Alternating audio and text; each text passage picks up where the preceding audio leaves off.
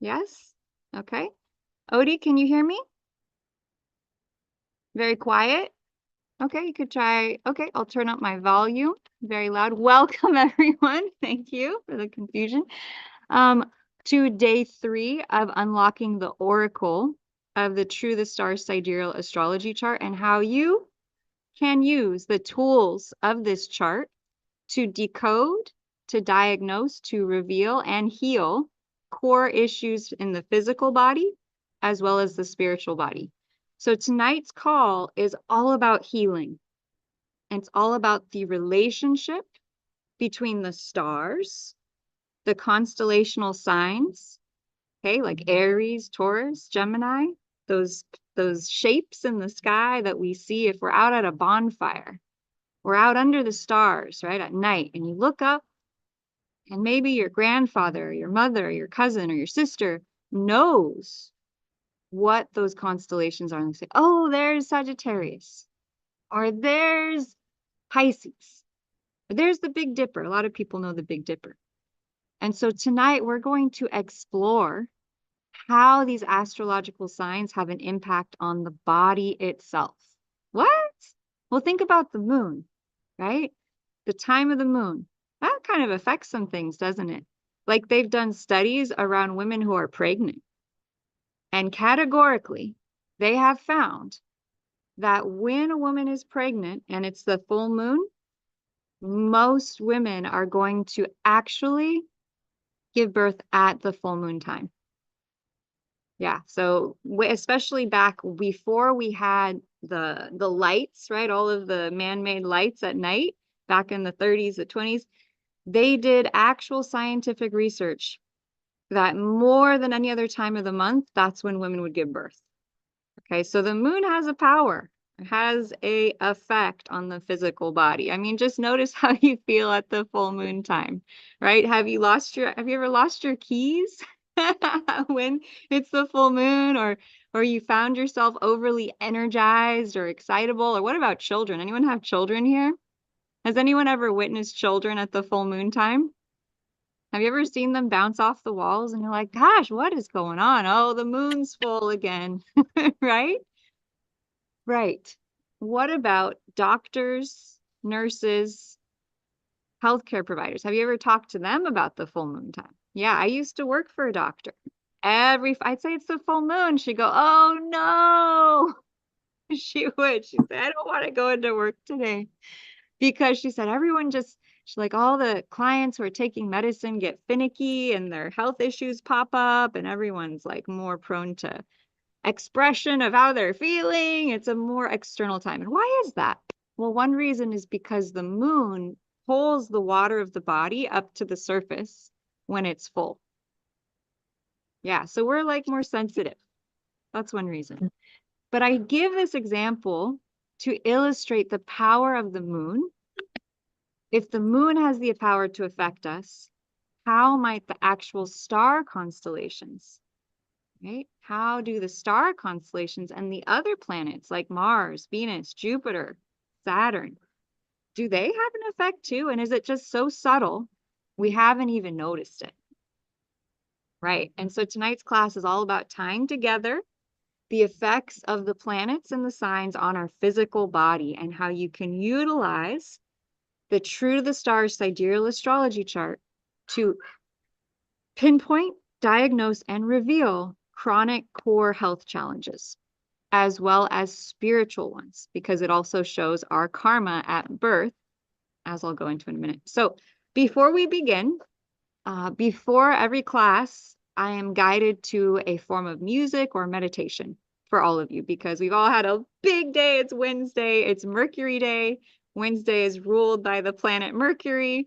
Mercury is communication. It's travel.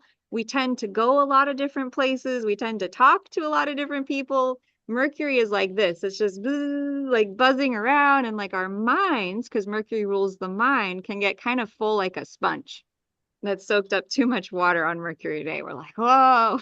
Okay, so we're going to do a meditation. And what I was guided to is something called the green Tara, Om Tari Tutari Tara mantra. It is from Tibetan Buddhism. and it is a mantra for health and healing. Okay, so it's very, very powerful. I actually listened to it for the last hour and my energy completely changed.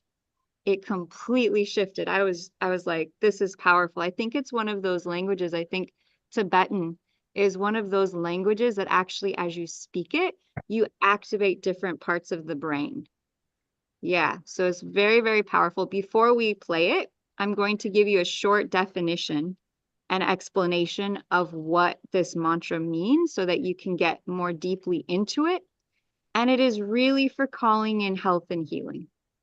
So I want to just welcome you all from all parts of the world, from Florida, from Ecuador, I think from the Scandinavian countries, from Canada, from all over, from Virginia. And we're just going to tap into what is this frequency of healing so that we can get into the vibration of health, that we can get into the vibration of healing. And there's going to be a special reveal of a second wealth activation that's happening tonight. So that's kind of a little bonus for you all to dive into. So I'm going to share my screen. I'm just going to invite you all into the vibration of health. Oh, that we can get into the vibration happening. And hi, there I am. There's my doppelganger talking in the background. Awesome. Well, she said some cool things. I'm done with that. All right. So go ahead and take a nice deep breath in and out. I'm going to share the screen. We're going to dive into what is this mantra, because it can be very, very helpful to know what it is that we are tuning into first before we hear it. And then we're going to play it, and you're going to get an opportunity to tune into your body, to tune into your energy field, and just see what gets revealed in this process. Okay? And so here we go. Green Tara. So Green Tara is a goddess in the Tibetan Buddhist lineage. She's absolutely beautiful, beautiful energy.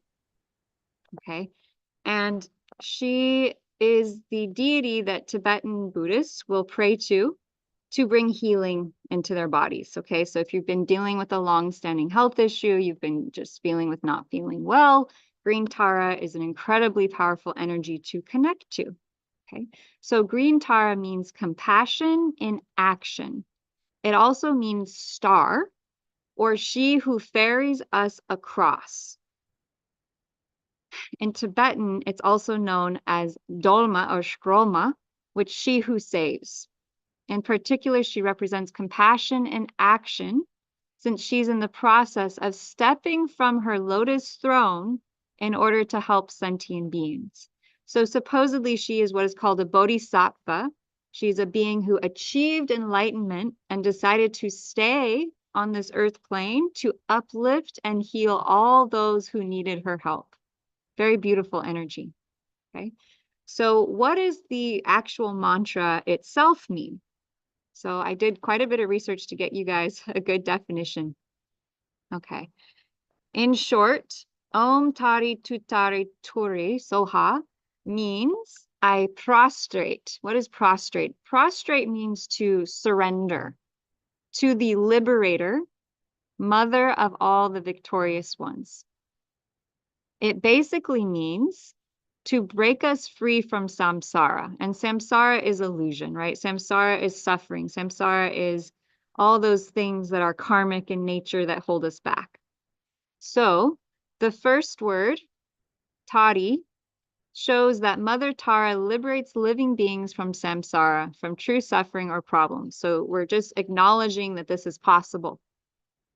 The second word, Tutari, is about liberating you from the 8 fears, which frees you from the true cause of suffering, karma, and all arising disturbing thoughts. So the 8 fears tend to be like hatred and jealousy and negative thought. The third word, Turi, is about liberating you from disease. It also talks about liberating us from the true cause of disease, which is our disturbing thoughts.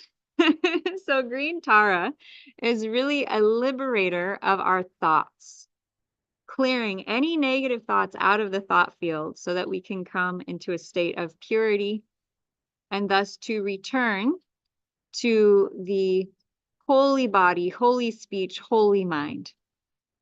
At the end, it says, Your body, speech, and mind are transformed into Tara's holy body, holy speech, and holy mind. Okay.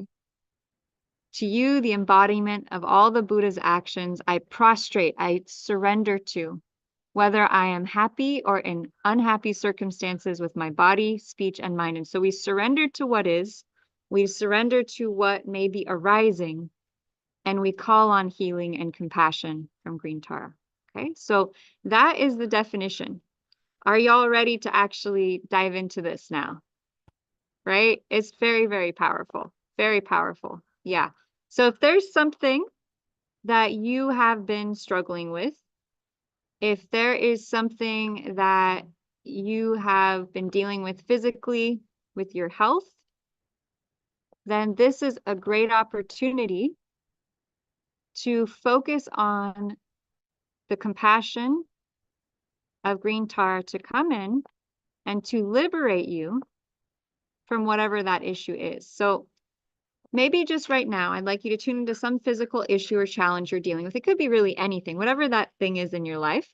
And then go ahead and message in the chat between 0 and 10. 10, it's super intense. It's very strong. And 0, you don't feel it at all. And at the end, we'll check in and see what this actual mantra, the power of it, has been for all of you to actually shift or transform whatever this issue that you're working on is. Okay, so just go ahead and put your number. 10 is you feel great. 0, you don't feel great at all about this issue. And then we can get into the chant and do some transformational work here. Yeah, awesome. Awesome.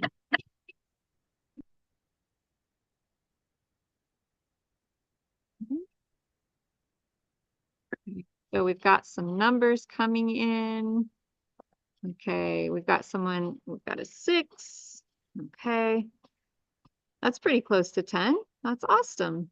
We got it. So, okay. Someone is at a very high level. Okay, so we're going to say 10 is extreme pain, 0, no pain at all. That's more clear. We got someone at a 9. Okay. Someone's at a 0. Awesome. Yeah, so we got the gamut tonight. So for you who's at a 0, I want you to notice, is there anything else you're dealing with that might shift after this? We got a 6, another 6. Okay, cool. So just get your number in there. Know what it is. Okay. And then we're going to tune into this mantra and we're going to see the power of it. We're going to see the power of it in action. That's the best way to know. Should I listen to this thing? Should I follow this mantra? Should I listen to this music? Let's see. Let's put it to the test. And so this is very ancient, very powerful energy. I invite everyone to just take a deep breath in. Take a deep breath out. Focus on whatever the issue is. The more you focus on it, the more it's going to transform. Okay, go.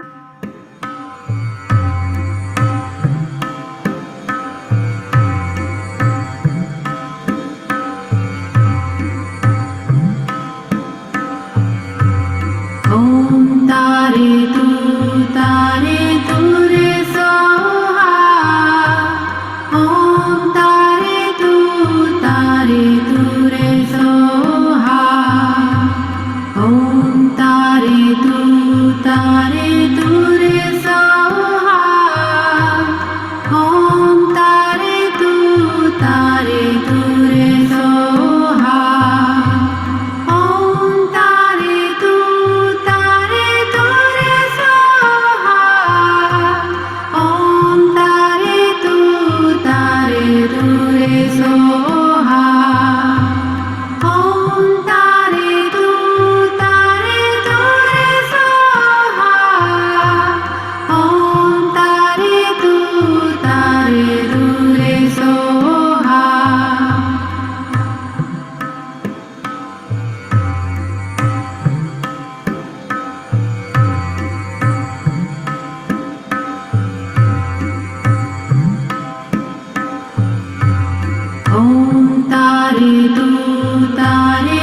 Re Soha. Om Tare Tu Re Soha. Om Tare Tu Re Soha. Om Tare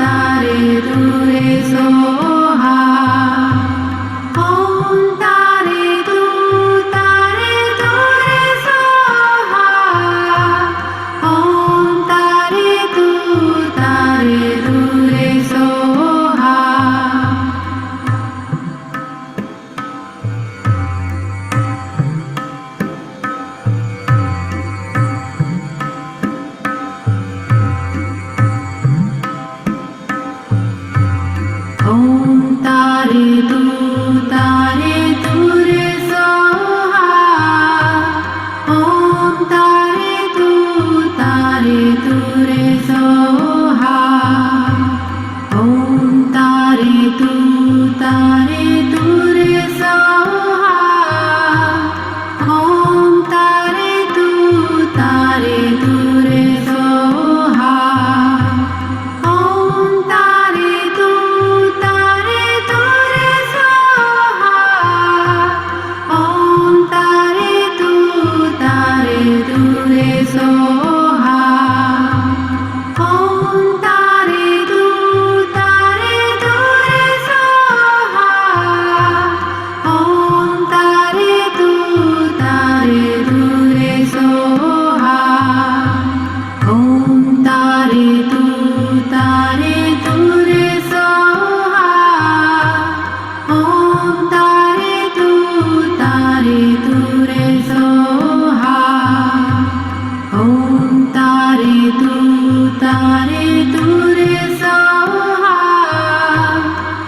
ॐ तारे तू रे सोहा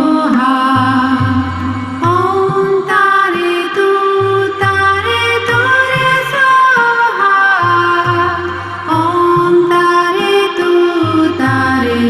रे सोहा ॐ तारे तू रे सोहा ॐ तारे तू रे सोहा ॐ तारे तू रे Soha Be nice. Breath in. And out. Nice deep breath in. Inhale your arms up. La la la la la la la la la. Just imagine this beautiful showering of light washing over you. You can shake out your hands. You can shake out your field, just letting go of anything from the day, anything from the week. And just rub your hands together for a moment. And just put anything left over, any stress, any old energy, anything no longer serving you into your hands. That's it. And allow the energy of your own being to transmute and transform whatever stress or tension or old energy in the way of your true health, your true well-being, your true life force energy, being strong, being bright, being pure. Just put it into your hands, and on the count of 3, 1, 2, letting it go, and 3, send it out. All that stuff that you don't need. Just let it go. Just let it go and allow beautiful, pure, pristine, unconditional love and light to just shower down and fill up all the spaces and places where there was anything other than you. You just ask anything other than you to leave and just exit this space. Anything other than your own essence, your own vibrant soul energy. We just send it out to the light, and we just place a beautiful ball of golden white light, diamond protection all around us tonight as we go into this healing chamber of how do we identify health? How do we decode the body through the astrological chart? How do we heal, bring healing to that body, and just setting that intention for the health you wish to have? See yourself being as healthy and happy as you would like to be. And now step into a future reality where this is already true. You're already healthy, happy, vibrant. So step into that reality. How would it feel? Right. How would it feel? That's it. Feel it, see it, sense it, taste it, touch it, experience it.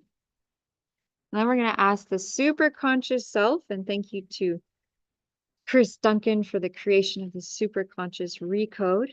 And we are going to ask the super conscious to tag and treat any fear, any resistance, any negative emotion at all or doubt blocking you from stepping into this future self where you're healthy, happy, vital. Okay, tag it. Okay, and now super conscious, please treat it. Please identify it, and in the highest and best way, in the highest and best order. Please now tag and treat it. Go back, do a complete change history and everything as needed. Levels 1, 2, and 3, and just take a nice deep breath in. You're gonna feel stuff shifting. Let the yawns come through. Woo, let that come through. Feel that energy shifting and moving. Whoa, that's it. That's it. Creating all this space. Super conscious, please heal and repair the front chakras. Please heal and repair the back chakras. Please heal and repair the Dantians. Bring them into alignment and balance with this vision of health and healing. Please treat all of your meridian points, glands, muscles, joints, muscles, bones, just letting you come into that alignment with your future vision. Anything and everything still left over preventing your alignment to receiving this future you of health and wellness and well-being, anything that brings up or lets down, will you please now revoke, recant, renounce, denounce, destroy and uncreate all, and just say yes. Right and wrong, good and bad, pod and pock, all 9 shorts, boys, povids, and beyonds. That is the access consciousness clearing statement. You may feel stuff flying off of you as that clears. Woo, look at that. Oh, that stuff just flying off. Woo, clearing your space. Awesome. Take a deep breath in and out. We ask for a complete unconditional love, healing, and blessing to shower you all off now and fill you back up. We're going to visualize a beautiful golden white healing energy above your head. And it's like a nice, soothing, soft serve ice cream, but it's energy. And it's spiraling into your body in the highest and best way, filling you up with pure unconditional love and light. And so this is the receiving portion. So allow yourself to take a deep breath in, close your eyes, and then imagine anywhere that you have been tired or overworking or overdoing to just be filled up, to just rest in this present moment, feeling full, feeling whole, just feeling that divine energy of source coming through for you. This beautiful energy. Where do you need it the most? Just letting yourself fill up with that beautiful golden white light, pure unconditional love energy, filling up more and more as you need it to come into balance and come into peace. Beautiful. And you'll know when you're full, you'll know when you're whole, when you're there. And just breathe it in. Deep breaths in and out. That's it. You're just letting yourself be. You're just letting yourself receive source energy that's always available to you. It is always present. You're just saying yes to it, filling you up. You can even put your palms up like you're receiving. And God, please give all these beautiful beings the divine spiritual gifts that they need now to access true health, true healing, true vitality, and well-being in their thoughts, bodies, and minds. Thank you, God. Thank you, God. And it is done. Woo! And it is done. Feel that download. Feel that amazing gift, exactly what you need coming to you. That divine spiritual gift. It's going to be unique to each of you. I'm just asking God to teach you how to use it. These new gifts from Source. So I saw a cape flying through. It's like a superhero cape. That's cool. Yeah, y'all might have gotten different gifts that you saw. Yeah, if you saw something come through, share it in the chat. This is so cool when we get to see what Source thought we needed, right? For our future health, our future well-being. Yeah, there could be tears, there could be yawning. This is some powerful energy work. So if you're here, you are a very brave, very beautiful soul who's ready to step into true health, true wellness, your highest self. Okay, and so just take a nice deep breath in. Deep breath out, and I'm just going to ask Source to just shower you with this pure blessing, just showering through all your energy fields like a nice, like soft breeze. You know, those kind of breezes that just feel really nice. You're like, and you feel this ease in your whole body as that love from the universe sort of just breezes and brushes through and just takes any layers or levels, just letting those go to feel more ease and peace in your body and in your being, where you don't need to go anywhere. You don't need to be anywhere. You're just here. You're just now. And you're all just landing into this moment. Awesome. And just feel that, how you're reconnecting back to the earth. You're reconnecting back to here, coming back into your body. You're feeling more spaciousness, breathing in and out. Oh, yeah. Fantastic work, everyone. I'm going to invite you to tune into, what did you start this call with? What was the challenge in your body? And on a scale of 0 to 10, 10, it's like extreme, and 0, you don't feel it at all. Where are you at with that issue now? Now that we've moved some energy, feel free to share in the chat as you're inspired. But this is just a way to help people see that energy is really the root cause of any challenge we're dealing with. And if we can shift the energy, we can literally shift the physical body and the physical universe. And it is such a gift to know that and to be able to take action on it. Yeah. Okay. So someone's at a 1. That's awesome. That's fantastic. Love it. Yeah, it's so cool. That's why I keep doing this. It's just so great. We got another 1. Yeah, I've been able to use this clearing method to clear toothache pain. I've cleared hip pain. I mean, I've cleared all kinds of pain stuff with the energy modalities that I use. So it's fun to bring it to astrology, right? Because we're not just going to identify and pinpoint stuff. We're going to clear it.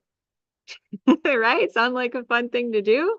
Yes. Fantastic. Okay. So we got people down from maybe extreme intensity down to much lower numbers. So feel free to keep sharing what number you're at now, but you're all beautiful. You're all powerful. Really, that's what it boils down to, is that you and I and all of us are powerful creators. Okay. And so our minds and our thoughts affect our energy affects physical reality. And that's why we're here, because we know that. We know that. And so how cool to come together and do that together. Okay. So I'm going to share screen and we're going to jump into the next level of our training tonight, where we're going to just sort of welcome everyone to the class. Okay. Today is class 3, unlocking the oracle of your True the Stars chart. We just had a message come in, down to a 7 from a 9. That's awesome. And I know this has been a long-term thing. So having any relief, any movement is just, yes, I will celebrate that. OD, I will celebrate that with you. And hopefully we can get you down to a 0 by the end of the night. Here's hoping. I'm excited about this. This is going to be really fun. So I have been highly intuitive. Oh, 6 down to a 3. Fantastic. I have been highly intuitive since the age of a small child.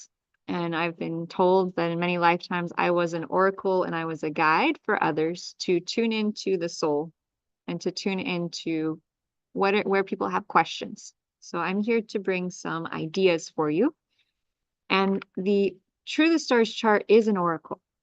It is actually an oracle. Every time I open it, it is like opening a grand canvas of information.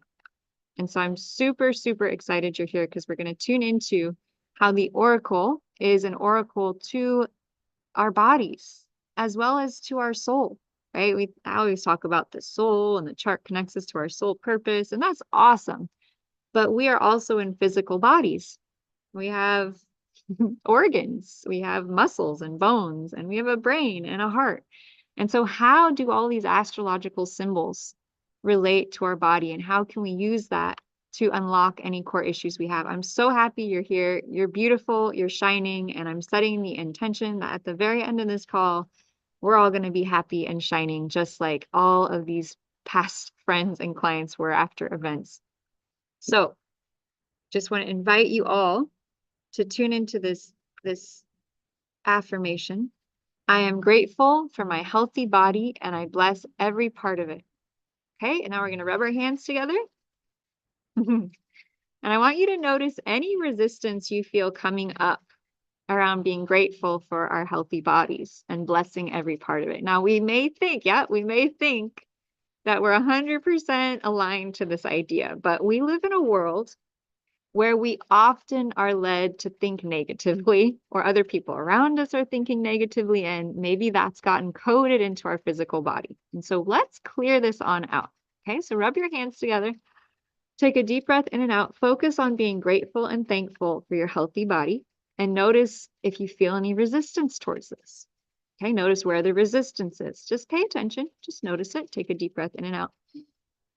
Okay, by the power of God, it is commanded that anywhere and everywhere there's any resistance, any negative energy, and absorbed emotions, anything at all blocking you from feeling truly grateful for your healthy body, anything and everything that brings up or lets down, will you please now revoke, recant, renounce, denounce, destroy, and uncreate all? Please, yes, right and wrong, good and bad, pot and pock, all nine shorts, boys, covids, and beyonds. Deep breath in and out. And now we're going to ask Superconscious to take us back to the root issue blocking you from feeling totally grateful for your healthy body. Take us back there, Superconscious. Okay, please tag and treat anything and everything blocking you from feeling grateful and thankful for your healthy body. Superconscious could do a complete change history and everything is needed. Levels 1, 2, and 3. Take a nice deep breath in. Take a nice deep breath out. Anything preventing that, right and wrong, good and bad, pot and pock, all nine shorts, boys, covids, and meals. Take a nice deep breath in and out. Shake it out. Oh, there it is. That was a big one. That was a big one. That's cool. See, affirmations are great, but we got to be in alignment with them for them to work. Otherwise, we're just kind of triggering whatever our resistance is. Okay, so I want you to rub your hands again and think about I'm grateful for my healthy body and I bless every part of it. So anywhere and everywhere there's any resistance to that, Superconscious, take us to anything blocking you from feeling totally aligned with the statement, I'm grateful for my healthy body and I bless every part of it. Superconscious, please tag and treat any resistance or fear blocking this. Do a complete change history and everything is needed. Levels 1, 2, and 3 in the highest and best way, in the highest and best order. Now, please. Yes, thank you. It is done. It is done. It is done. Show us. Deep breath in, deep breath out. That's it. That's it. Let the yawn out. Uh-huh. That's fantastic. Uh-huh. And anything and everything preventing you from feeling grateful for our healthy bodies, anything that brings up or lets down, please now revoke, recant, renounce, denounce, destroy, and uncreate all. Just say yes, right and wrong, good and bad, pot and pock, all nine shorts, boys, covids, and beyonds. Deep breath in, deep breath out, shake it out, stretch it out. Woo! Oh, wow. Big one, big release, big release, big, big, big, big, big release. Okay, Superconscious, please heal the front of their chakras, the front chakras and the back chakras. Oh, please heal the dantians. You might yawn some more. Please heal the meridian points. Please heal all the cells. Thank you, God. Thank you, Goddess. Thank you, thank you, thank you. It's done. It's done. It's done. Show us. That's it. That's it. It's gonna be like a wave. Just let it come through. Uh-huh. Good job. Uh-huh. Oh. Good. I just want you to say it again. Breathe in and out. I'm grateful for my healthy body and I bless every part of it. Ah, there it is. Notice how when you say it now, you're actually in your body, feeling it. You notice that? It's like you're saying it from truth. Yeah, that's great. Pretty cool, right? Pretty cool. All right. So here's a little video to keep you excited about what we're going to dive into today. These are former clients of mine, and every time I watch it, I laugh because the stories are so touching about the power of the astrological chart to reveal things for them and how on point and how accurate every single chart reading I ever do is. It kind of blows my own mind. I can't even really believe it, but it happens. And so that's what we're here for, is to get accurate information. So I just want to confirm that. So enjoy this short little video clip, just confirming that you're at the right place. This is the right time, and you're about to learn some amazing new information. Here I wake up the day after my birthday and find this out. And I'm like, no wonder some things haven't fit. Thinking I'm supposed to be kind of a certain way, and I'm not.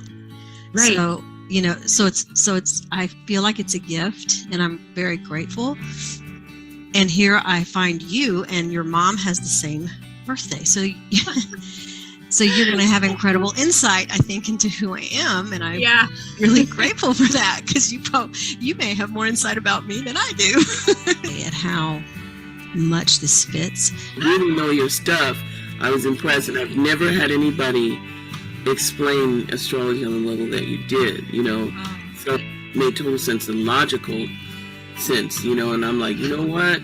You're absolutely right. When do we start? Let's go. You're picking up on everything that I've always heard all my life. It's amusing. It It's almost it's like, have you been looking at a movie of my life that you just rattling off all this stuff? So everything you say is I've been hearing all my life. So I said, girl, you don't need to talk anymore. What's your phone number?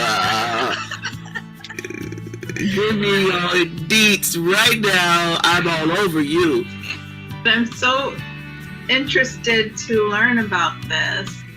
This is like major. Oh my God. This is like crazy. I mean, you have no idea. So what the hell? This is mind blowing. Yeah. Oh my God. All this time I thought I was, oh my God. Everything's different. Like my moon is in Pisces. Are you kidding me right now?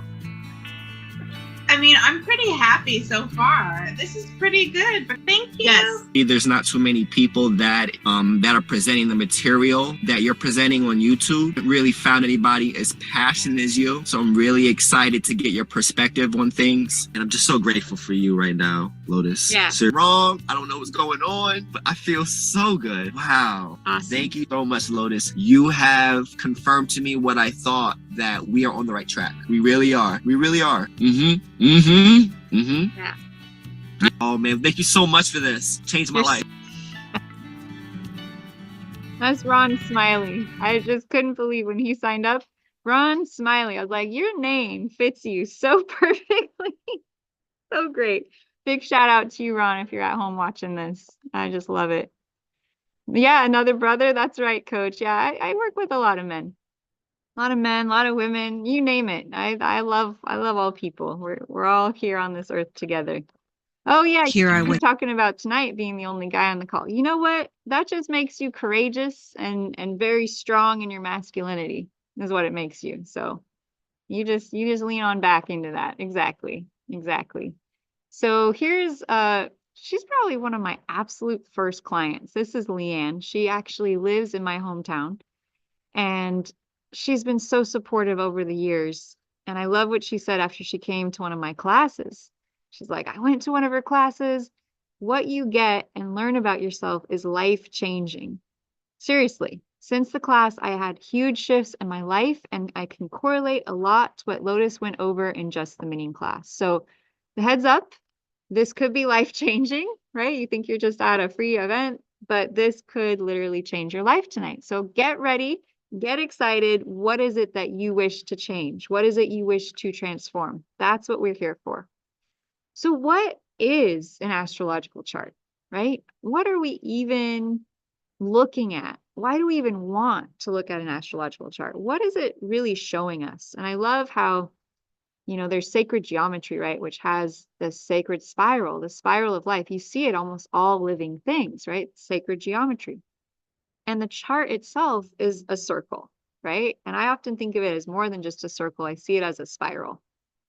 And according to Sri Yukteswar, an astrological chart is related to our soul energy frequency, our soul blueprint.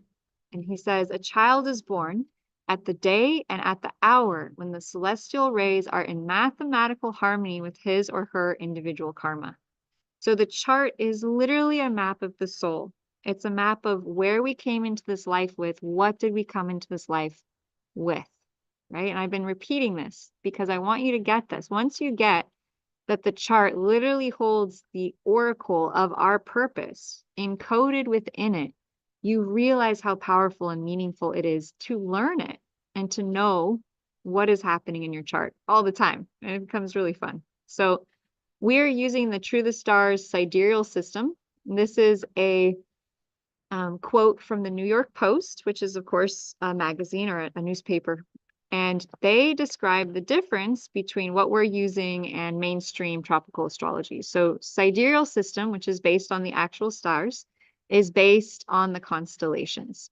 Okay, it's accurate and true to what is in the sky right now. So if you had a telescope and you went out there tonight, all the information I'm going to give to you is what you would see with your telescope.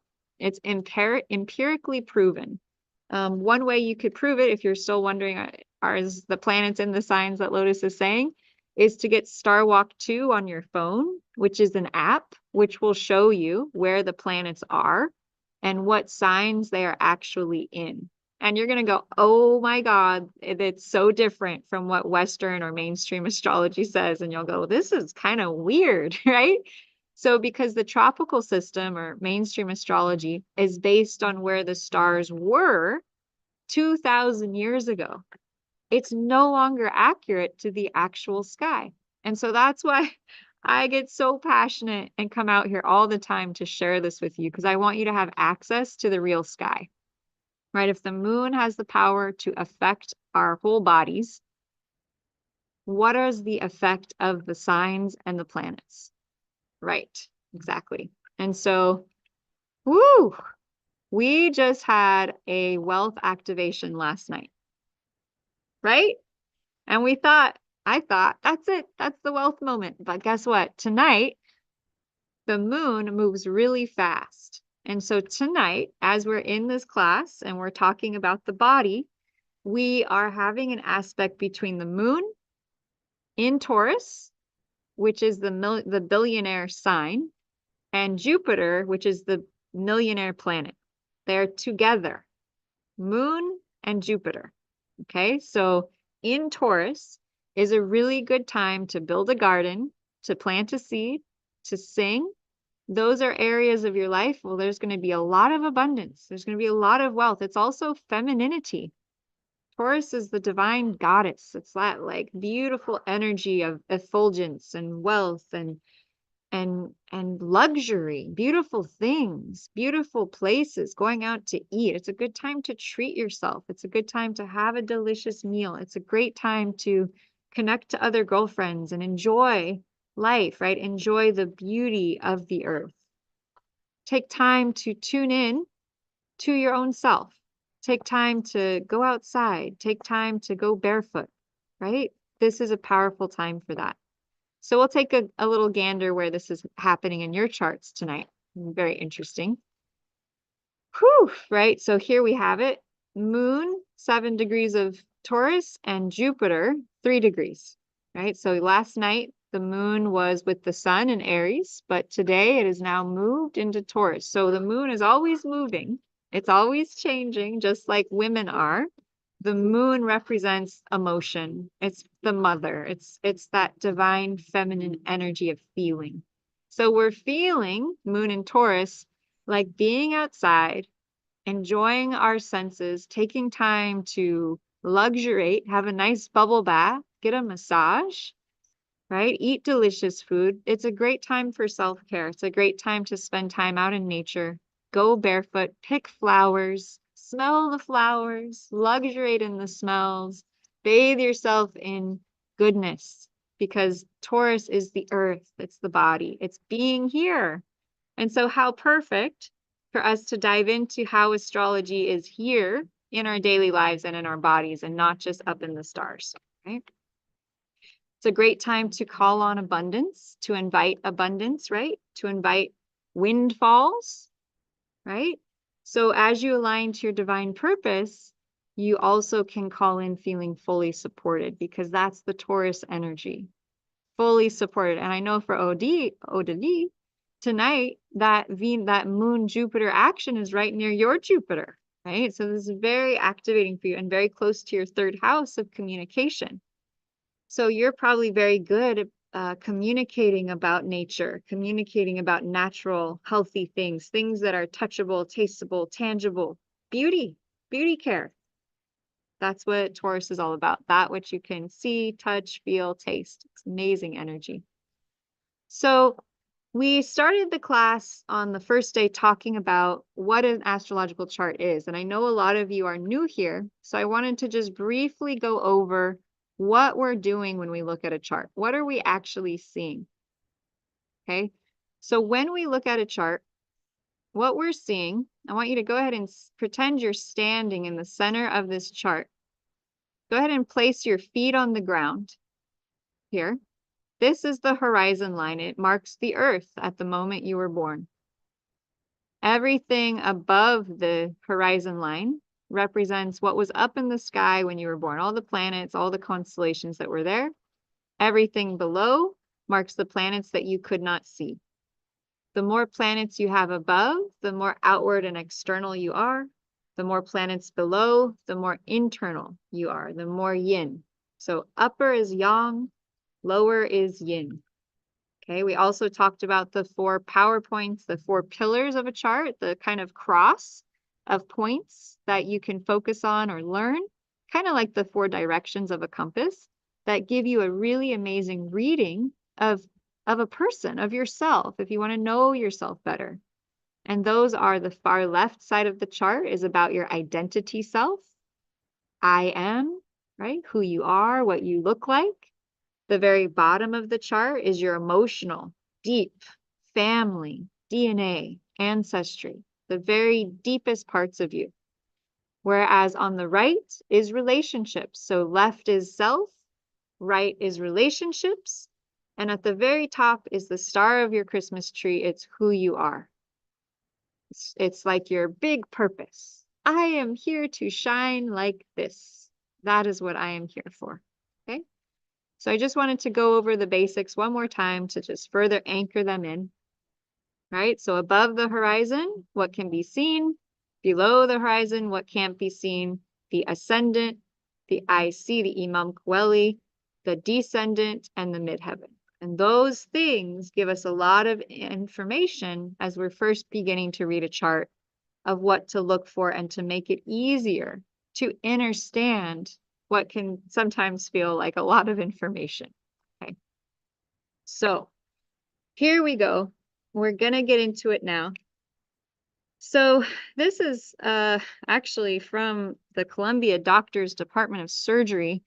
It was a informational presentation they created from the College of Physicians of Philadelphia as they talked about the history of medicine. And so astrology goes way, way, way, way, way back as a form of medicinal doctoring. In fact, that was a way that a lot of people did healing, was they would go see an astrologer. They wouldn't just go see a doctor, they'd go see an astrologer. And if you were enrolled in a medical institution between the 15th and 16th century, in order to graduate, you had to study astrology. No doctor was allowed to get their degree without astrological training. Really? Yeah. And so there are such deep roots between astrology and medicine, astrology and healing, astrology and the body, that I just had to get out here and bring that information to the public so that you knew, if you're dealing with a health challenge or a health issue, that astrology can be a really powerful way to find answers. And I especially love using the True the Stars astrology because it's the most accurate astrology chart I have yet to come across. So I think I know the information is going to be way more accurate than if you went to a mainstream astrologer. So I'm very excited about what we're going to reveal tonight. And I want to take you to a short video that I found that is going to kind of give a little brief story about the history of medical astrology so that you can kind of get a feel for how long this has been going on.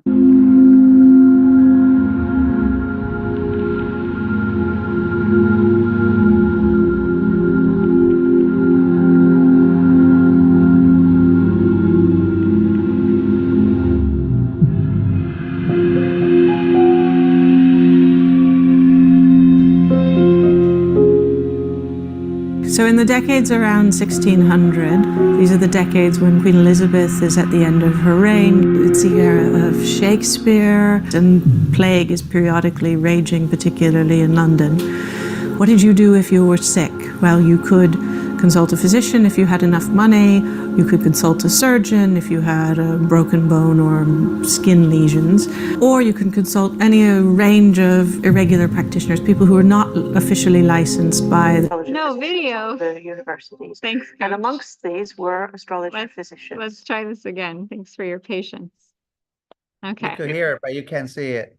That can be an issue, right? Okay, so here we go. All right. 1, 2, 3. Awesome. I'll start it over so you can, because the images are awesome.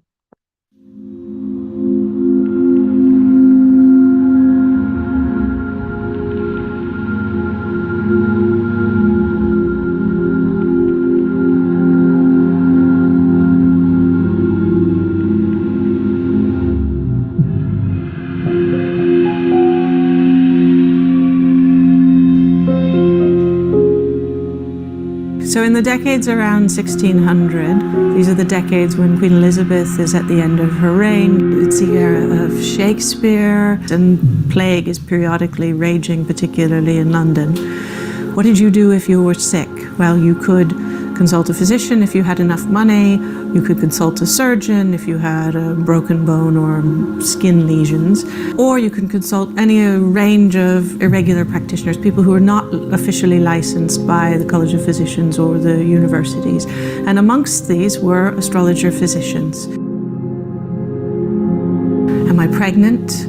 What is my disease? Why can't I sleep? Why will the rash on my elbows not go away? We have all sorts of questions recorded that people asked astrologer physicians. And what the astrologers traded in was their knowledge of the motions of the stars. This is a world in which everything is connected. So just as we fully accept that the moon affects the tides, so for them the stars affected everything on Earth, but the system was much more complicated, and what the astrologer could do was judge the effects of the planetary, the stellar motions on your physical body. He would use the phrase judgment to say this is what will happen. You will or will not be healed, and here are the things that we can do in order to help you to be healed. There are 65,000 individuals represented in these case books, but the people about whom they tell us the most are the people who wrote them, and these are astrologer physicians Simon Foreman and Richard Napier. The kind of astrology that Foreman and Napier are doing is known as horary astrology, and it is based on the moment at which you ask the question or the moment at which your message arrives with the astrologer. And he would ask you what your name was, how old you were, whether or not you were married, particularly if you were a woman, and probably where you lived as well. So he would take the moment at which you had asked the question, and he would then map the positions of the stars and planets at that time and create this lovely 12-section chart. He would then decide that that was an indicator of the nature of your illness in a particular kind of way. He then might also write down a particular treatment, and most of the remedies are about purges, whether they are gentle or less gentle purges. But we also find remedies of other sorts, such as putting pigeons, dead pigeons, on your feet. So the way medicine worked was usually about rebalancing the body in some way or another. So we have pigeon slippers, we have amulets, we have bloodletting, we have potions of all different sorts. The remedies are as weird and wonderful as they can be across this period, but usually either working with rebalancing the disruption in the humors or channeling the stellar powers into a particular part of the body. One of the things that we find in the casebooks that we find most challenging are the cases of alleged witchcraft. So people would come to the astrologer and they would say, I think I have been bewitched because I have an illness that will not go away with either the passage of time or the usual remedies. And part of the job of the astrologer physician would then be to work out what was really the cause of this illness. These guys were cause specialists. Sometimes they do assess that there's a foul social situation, which is usually what you find in cases of witchcraft. She looked at me funny, and the evil eye is very much in play here. But often it's just a natural cause that is not responding to the usual treatments.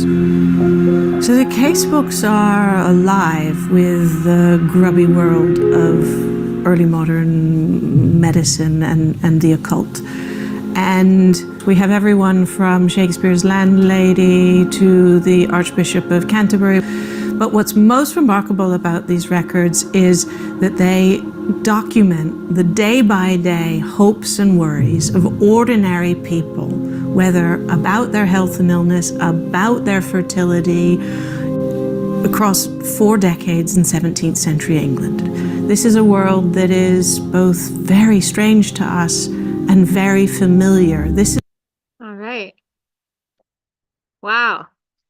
Amazing. So this has been happening for centuries. And when I first, I think it was my second master class, I was doing a lot of research and I came across this information and I went, wow, this has been going on a long time. And the records for this are even more rich than just this video. This is just a bare scratching of the surface. There's also Italy, right? In history of using astrology there and beyond, in Babylon and Egypt. It goes way, way, way, way back.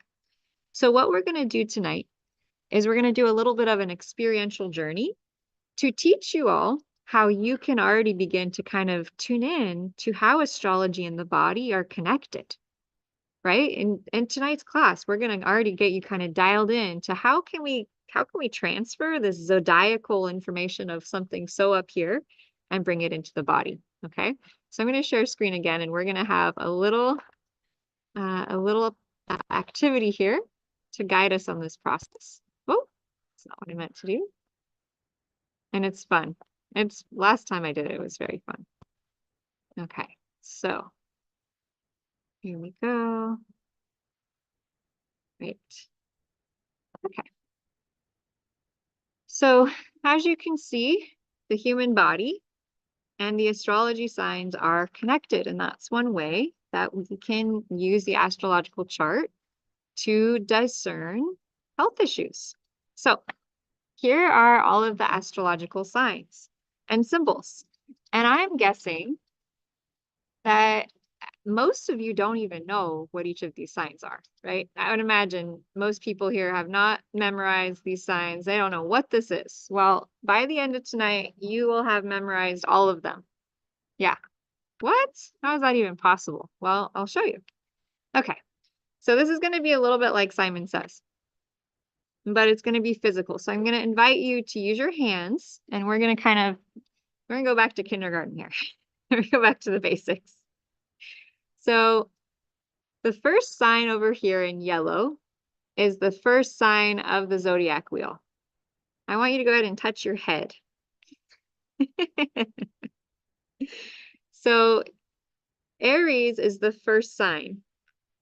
And what part of the body does it relate to?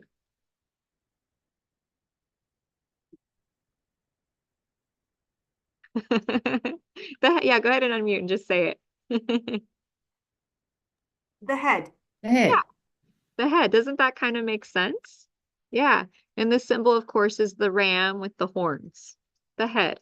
Now, I want you to think about when we're born, because I always think of the first house and Aries as being born. So what in a typical good scenario situation happens when we're born? Which part comes out first? The The head. Yeah, head first. Head first, right? So a really good way to remember Aries is they're headstrong, right? Because everything is always about the head for them. And I can attest to this. I was born like the second day of Aries. The amount of times I've knocked my noggin is ridiculous. I have to slow down because I move fast and I'm like, oh my God, I'm in Aries. That's right. So the part of the body that your sun sign is in can be an area that you sometimes have a tendency to, you have to be careful with. Okay. So Aries is the head. Okay. Headstrong, right? Thinking, like not thinking before you act. Those are all Aries things. Okay. Now we're going to come to the next sign, which is Taurus, right? It's the second sign in the zodiacal wheel.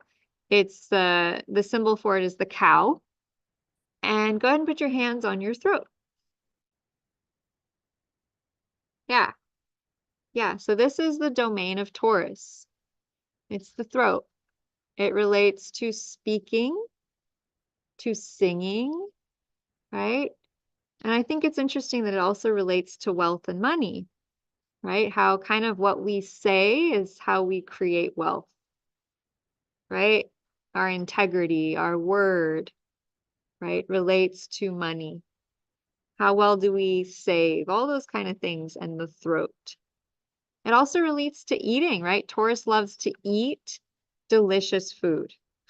So an example of Taurus energy is, y'all remember the Lord of the Rings and the Hobbit village? Remember the hobbits, and they would just have these like amazing feasts, and they would just guzzle ale, and they'd be eating cheese and bread and grapes, and they were just having this huge party. That's Taurus energy. And so it's so interesting that it relates to the throat. So if you have throat issues, okay, you have anything related to the neck or the throat, you're going to look for Taurus in your chart and things related to Taurus energy. Okay, now go ahead. We're going to go to the third sign, which is this 2. It has 2 lines and then 2 on the bottom. And then just kind of hold your arms out and just like brush down one arm and then brush down the other arm and maybe touch your shoulders. And so what part of the body does Gemini rule? Yeah, I'm seeing hands. The arms. The arms, Hands. exactly. There's Shoulders. arms, shoulders, and hands. It's all about communication. It's all about, here's the difference between the Taurus and the singing. It's all about sharing information to lots of people. So it needs all your arm strength, it needs your hands, it needs your shoulders, because it's about sharing information. It's about networking. So it's not just communication like the throat is with Taurus. It's sharing that information out to lots of different people. It's ruled by Mercury, which is the god of communication, right? So it's all about this sharing of knowledge. Okay, so first we had Aries, top of the head. Then we have the throat, Taurus. Then we have Gemini, which is the arms. Are you starting to see how different this is than you maybe imagined when it comes to healing in the chart? Like it's very straightforward here. It's very straightforward. Okay. Now we're going to get to the fun one. This one is always really fun to teach, which is the 4th sign of the zodiac. And this is Cancer, the sign of Cancer. And Cancer occurs around July 15th in the system that we're using here.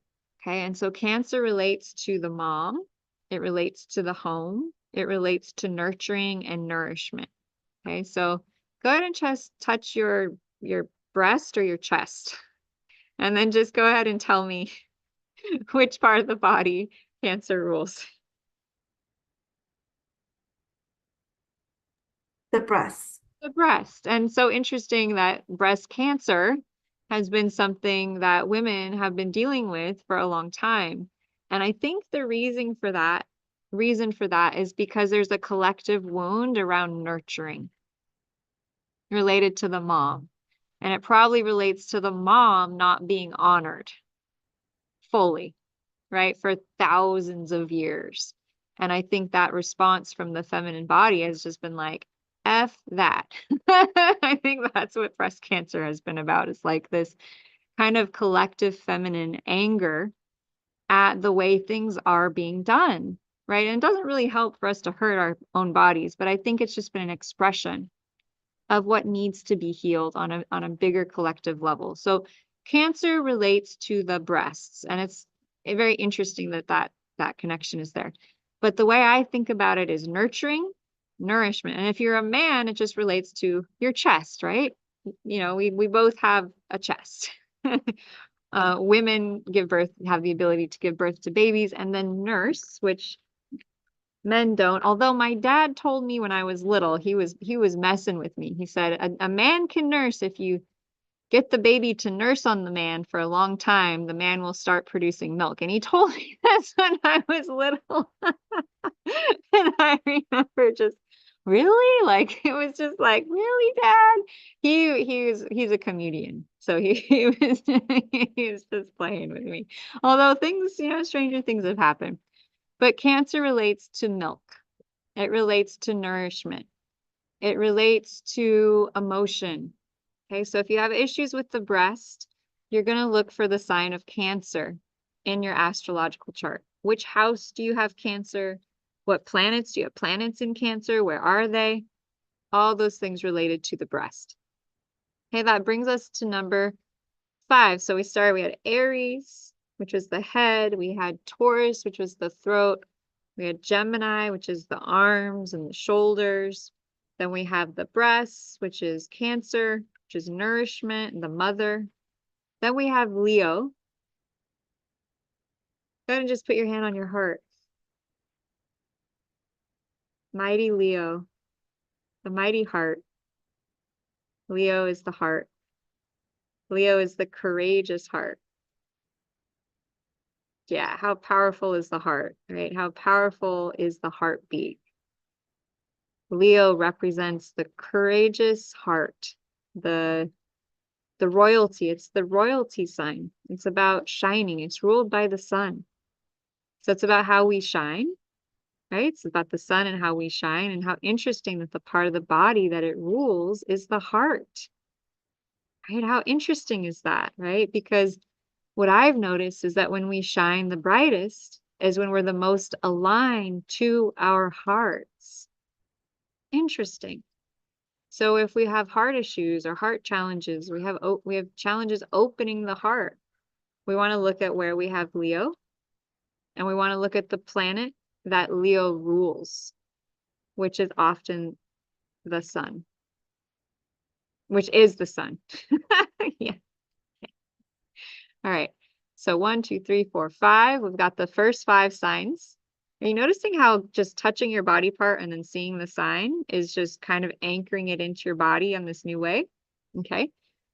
Go ahead and place your hands on your belly.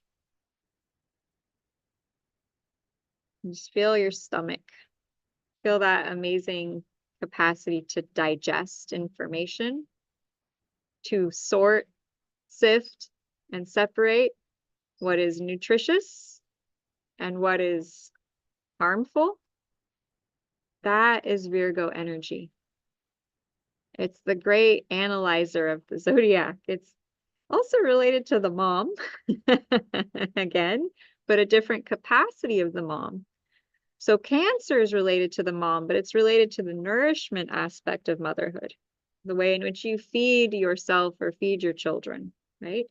Whereas Virgo is a different aspect of mothering. It's the aspect of, going shopping and organizing the house, right? Sorting and sifting the clothing, washing the clothes, cleanliness. It's all the aspects of motherhood that involve service, caring for the family, the work, the work that goes into a family, the mundane tasks of laundry, dishes, dinner, and this can also be fathers and men can also be very Virgo-like.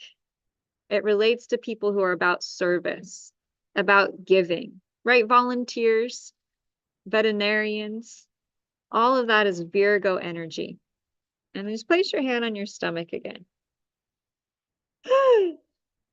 If you have a lot of Virgo in your chart, you tend to be very sensitive to your gut. Okay, you're sensitive to food, you're sensitive to nutrition, like what you put in your body. You're also really sensitive to energy because the part of the body that rules Virgo is the intestines. It's the stomach, right? Which some people say is like our brain, right? Our second brain. Yeah. So Virgo relates wherever we have it in our chart to our ability to digest information. Where are we really good at analyzing? Where are we really good at learning and then not just learning, but then taking what we learn and put it into practical use, like filing it into the appropriate category. Like that's what Virgo does. It takes like broad amounts of information, sensory information, intellectual information, energy information, physical information. It analyzes it. It's highly critical. So it's like, it's not super emotional. It's more analytical, and it's going to critique everything. It's going to analyze, where does this information need to go? Do I keep this? Do I pass this on to someone else? Do I use this? That's the Virgo. And so the issue with Virgo can be the mind, because it's so busy working and analyzing and being critical. It can sometimes overthink us and we get exhausted. And I've met many mamas and many feminines who are so busy serving and helping and being there for other people. And then they get like anxiety because they're trying to do and give so much, and their minds are racing because they're trying to solve all the world's problems. And so with Virgo, it's important to slow down and take time out every day for yourself to just breathe, to just be, and that's how you balance it. Yes, and Coach just said, I've got a ton of Virgo on my chart. That's right. And so with a ton of Virgo up high on the top of your chart, Coach, you probably are someone who just never stops. You just never stop going and serving and thinking and sharing. And it's really important to remember that you also have to balance the doing with the being, otherwise you'll run out of engine, right? So all the planets in the top, that's yang. So that can be over giving, overdoing, and then you get depleted or exhausted. And so the way to know is if you're doing and doing and doing and you start to get tired, and you're like, I'm going to keep going. And you're like, going. And it's like, no, that is your sign. Slow down, go to the beach, just pause. It'll all get done. It'll all get done. Just slow down, breathe, and then what you do will be much more effective. I know I'm preaching to the choir here, but it's a Virgo lesson. And I have Moon in Virgo, so I know all about it. It's a common challenge in our lives, in the world. Overdoing, overgiving, overthinking. It's the masculine to some degree. And so we're learning the collective destiny point right now is in Pisces, which is the direct opposite of Virgo. And the South Node karmic point is in Virgo right now. So the collective lesson that we're all working on, hi and welcome, is learning how to stop overdoing, stop over efforting, stop just over involving yourself in too much thinking and too much doing, right? Bring yourself back to here and now. That's the big lesson in the collective, right? Very interesting. Slowing down. Who would have thought? Who would have thought that'd be the collective lesson? But it's a good time. If you're a meditation teacher, if you're a spiritual teacher, the world is ready for you. It's time. So, you know, people say, oh, you can't make money with meditation or spiritual work. This year you can. This year you can, because people are moving away from the work hard material realm and into the spiritual realm. It's just what's needed. Just what's needed. Okay. So that brings us to Libra, which is this blue one. And I want you to notice how there's a straight line, and then there's a straight line with kind of a hump. And this actually kind of looks like the part of the body it relates to. So go ahead and put your hands on the back of your body to the kidneys. Yeah. And so there's two lines, right? Two kidneys. And they're kind of rounded, aren't they? They're kind of like bulbs. And so this Libra sign actually kind of looks a little kidney-like to me when I look at it. And so Libra is all about balance. It's all about harmony. It's all about relationships. Right? It's interesting, there's two kidneys, right? So it's all about you and the other. And how do you relate to other people? It's all about relationships. It's about marriage. It's about harmony. It's about connection. It's just all about us tapping into our Venusian energy, right? That's what Libra is, kidneys. And so what do we get when we're really in our kidney energy? Is we feel our kidneys are strong, is we feel peaceful, we feel safe. Kidneys relate to fear. So if Libra goes out of balance, Libra can have issues with fear or anxiety. Just that's that imbalance for Libra. Whereas when Libra is in balance, they feel peaceful and safe. So if you have issues with the kidneys, you're going to look for Libra and where you have Libra in your astrology chart. So totally fine. Yeah, glad everyone is here. Okay, so that brings us to, we're going to get into the racy part of this, of the class here. I think this is maybe the quasi R-rated version of the class. So here's Scorpio. Scorpio is related to the reproductive organs. It is related to all the equipment. So from the uterus to the prostate, to all the glands and the ducts of the reproductive system. Okay. And Scorpio energy is all about depth and intensity. And one of the areas of life that it governs is our sexuality.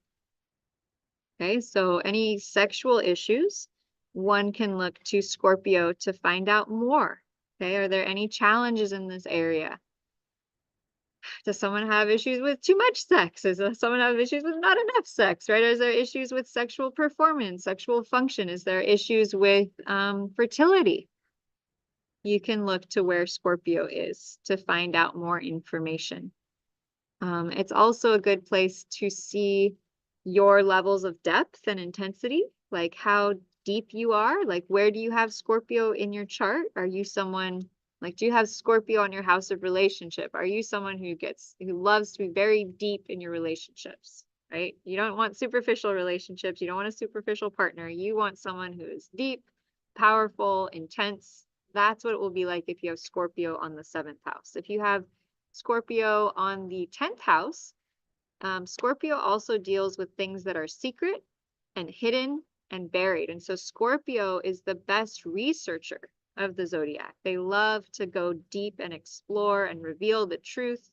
It's very powerful energy. So wherever you have Scorpio, that really reveals the depth that you are. How much of a shaman are you? Scorpio is the shaman energy. It's the initiation energy. It's death, sex, rebirth. Okay, and that brings us to Ophiuchus, or the 13th sign here. This is always fun. So where Scorpio is all of the reproductive organs, right? It's the uterus, it's the prostate, it's all of the glands. It's like the whole package of the reproductive system. Ophiuchus is all about, well, it's conjunct the galactic center, which is probably the most powerful point in the universe. The galactic center relates to the area in the Milky Way where there are 4 supermassive black holes. Yeah. And some say on the other side of it is the galactic center, or the great central sun. And so it's like the area of greatest darkness and also the area of greatest light. And so Ophiuchus energy is very powerful.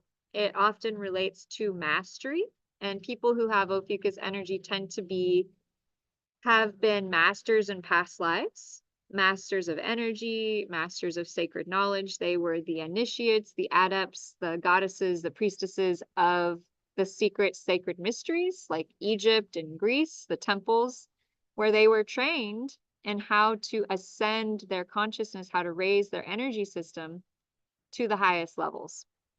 Now, it relates to the mastery of the Kundalini energy. That's right. So it's interesting because there's 2, right? That's a U shape, but there's 2 sides. And in our bodies, we have something called the Ida and the Pingala.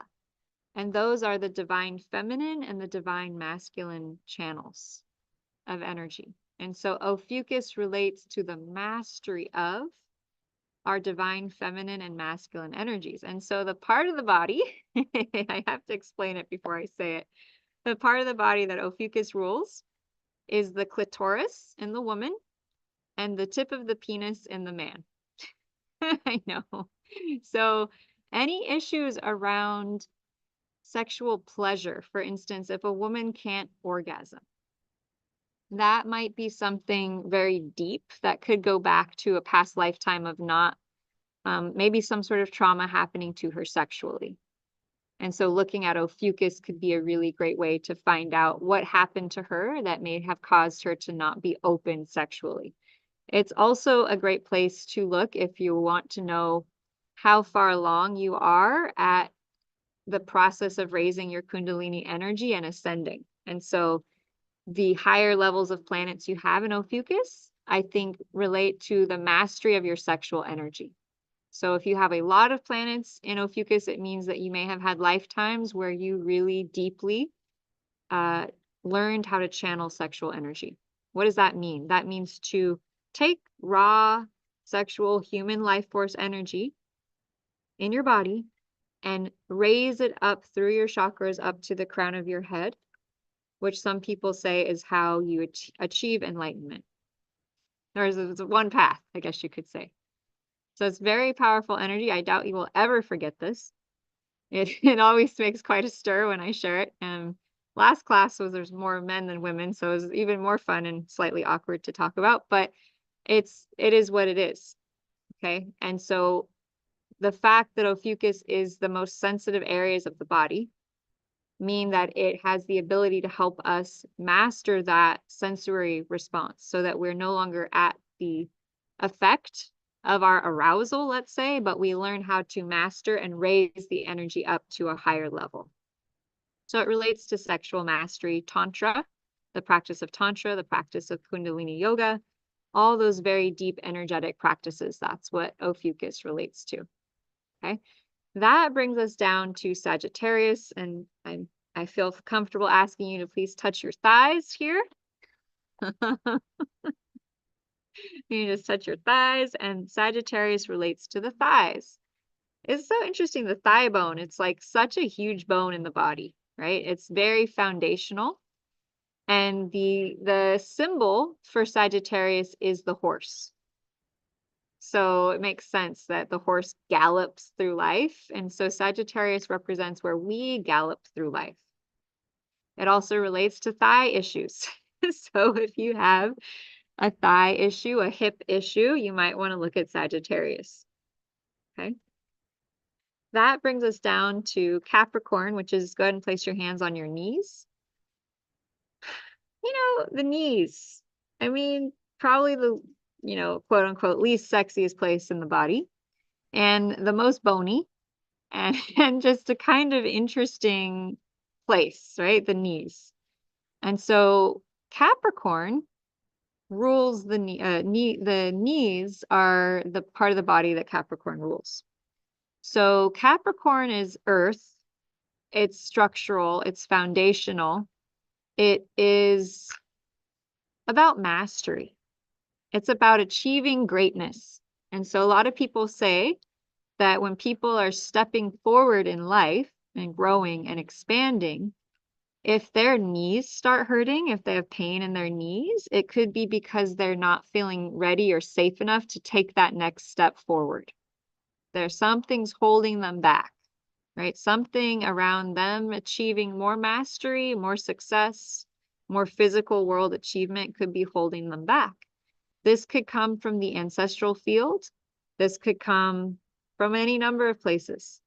But Capricorn and the knees are directly connected. And so it relates a lot to mastery, attainment, success. Yeah. So if there's knee issues, where are you holding yourself back from success? Where was there maybe a trauma that happened in a past life where you were ready to step forward and something happened? And that's probably why you're holding back this time. Okay. So knee issues, success, mastery, structure, and foundation. Earth. It's the symbol for Capricorn that I see is like a huge, beautiful cathedral, or a huge, gigantic, like the calls any sort of huge ancient building, temple, like the Golden Temple or the Taj Mahal, anything that's just so built to last. And I call it like the cathedral of your soul. So what is your cathedral of your soul? Like, what is it you want to really build in your life that you will achieve great success with? And so Capricorn is that energy. And you look to the knees. Do you have any issues with your knees? There could be some issues around you building that material world success in your life. Really interesting, right? Very interesting. It also relates to age and wisdom. Age and wisdom. Yeah. So that brings us down to Aquarius. Now, a lot of people think that because Aquarius has this water line, that it's a water sign, but it's actually not. It's an air sign, but it's called the cup bearer, right? The water bearer. And so Aquarius holds the vision for the new age. Aquarius is cool. Aquarius is friends with everyone. And the part of the body that Aquarius rules is the spine, the spinal column, the nervous system, the energy body. You ever heard of the energy body? So the energy body, just like a house has electrical, the human body is also electric in nature. And that's why things like acupuncture are really powerful for healing, because acupuncture works on the energy body. Pretty cool. So anywhere you have an issue in your spinal column, you have an issue in your electrical, like how's your nervous system, right? How are the impulses between the cells and the nerves? You're going to look for Aquarius energy. Okay. Okay, we're almost there. The whole body, we're having a whole body workout right now. Okay. So your feet are probably far down to touch. If you want to touch your feet, you can. And the feet relate to Pisces. So Pisces rules the feet. And so the feet are all about, how we stand on this earth. But Pisces is water, which leads me to wonder if maybe the best way for everyone to ground is actually through water. I don't know if you've ever heard this before, I used to think I got to get grounded to the earth. And then I worked with a healer and she said, you ground through water. And so I would guess that a lot of you may ground the best through water, through being at the ocean, through being near a creek or a stream. That water actually is what allows us to get the most grounded and connected. Drinking water, right? Being near water, hearing water. It's an amazing way to feel that connection to the oneness. Okay. So would you all like to unmute and we'll just go through this list together and make sure we've all got it? Yep. Go ahead and unmute. Let's do this together for fun. Okay.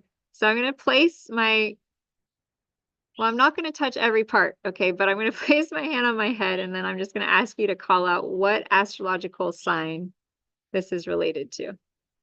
Aries. Okay. Here? Taurus. Huh? Okay, arms. Gemini. Nine. Okay. Breasts. Cancer. That was easy. Even I remember that one. Okay, heart. Leo. Leo. Okay, stomach. Virgo. Kidneys. Libra. Libra. Reproductive organs. Scorpio. Say that. Scorpio. Scorpio. Oh yeah, Scorpio. Sorry. Reproductive organs. Huh? Ophiuchus. Ophiuchus. Ophiuchus. Ophiuchus. Something like that. Ophiuchus. So here's a good way. A few kiss. Oh, Eucus. Fucus. A fucus. That's a good way. Or oh fuck this. Either one it works. A little more up. Fucus. Top of the thighs. Sagittarius. Sagittarius. Okay, knees. Capricorn. Capricorn, exactly. Okay. The spine. Aquarius. Okay, and the feet. Pisces. Yeah, way to go, way to go. Give yourself a round of applause. You guys, you're doing so good. That's awesome. So do you see how actually embodied this chart can be? It starts at the head, then it goes to the throat, and it goes down through the body. Okay, so we've got the signs down. Now we want to apply this to an actual chart. As in, how does this work when we look at a chart, right? Because we got the sign. ¿Crees que esto es en video que se te vemos haciendo? Yeah? Está viendo a mí. All right. So here we go. We got some Spanish.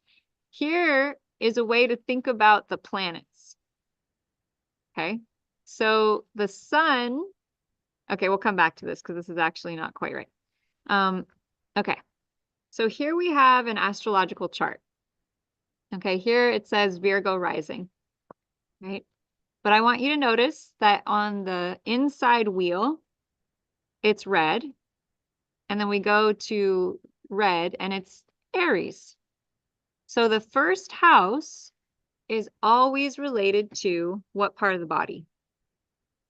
The head. The head. Right. And then the second house has orange, which goes up to this symbol.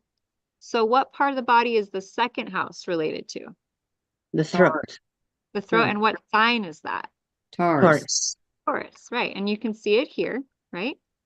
And then we come to the third house, that's a lighter orange, and it's Gemini.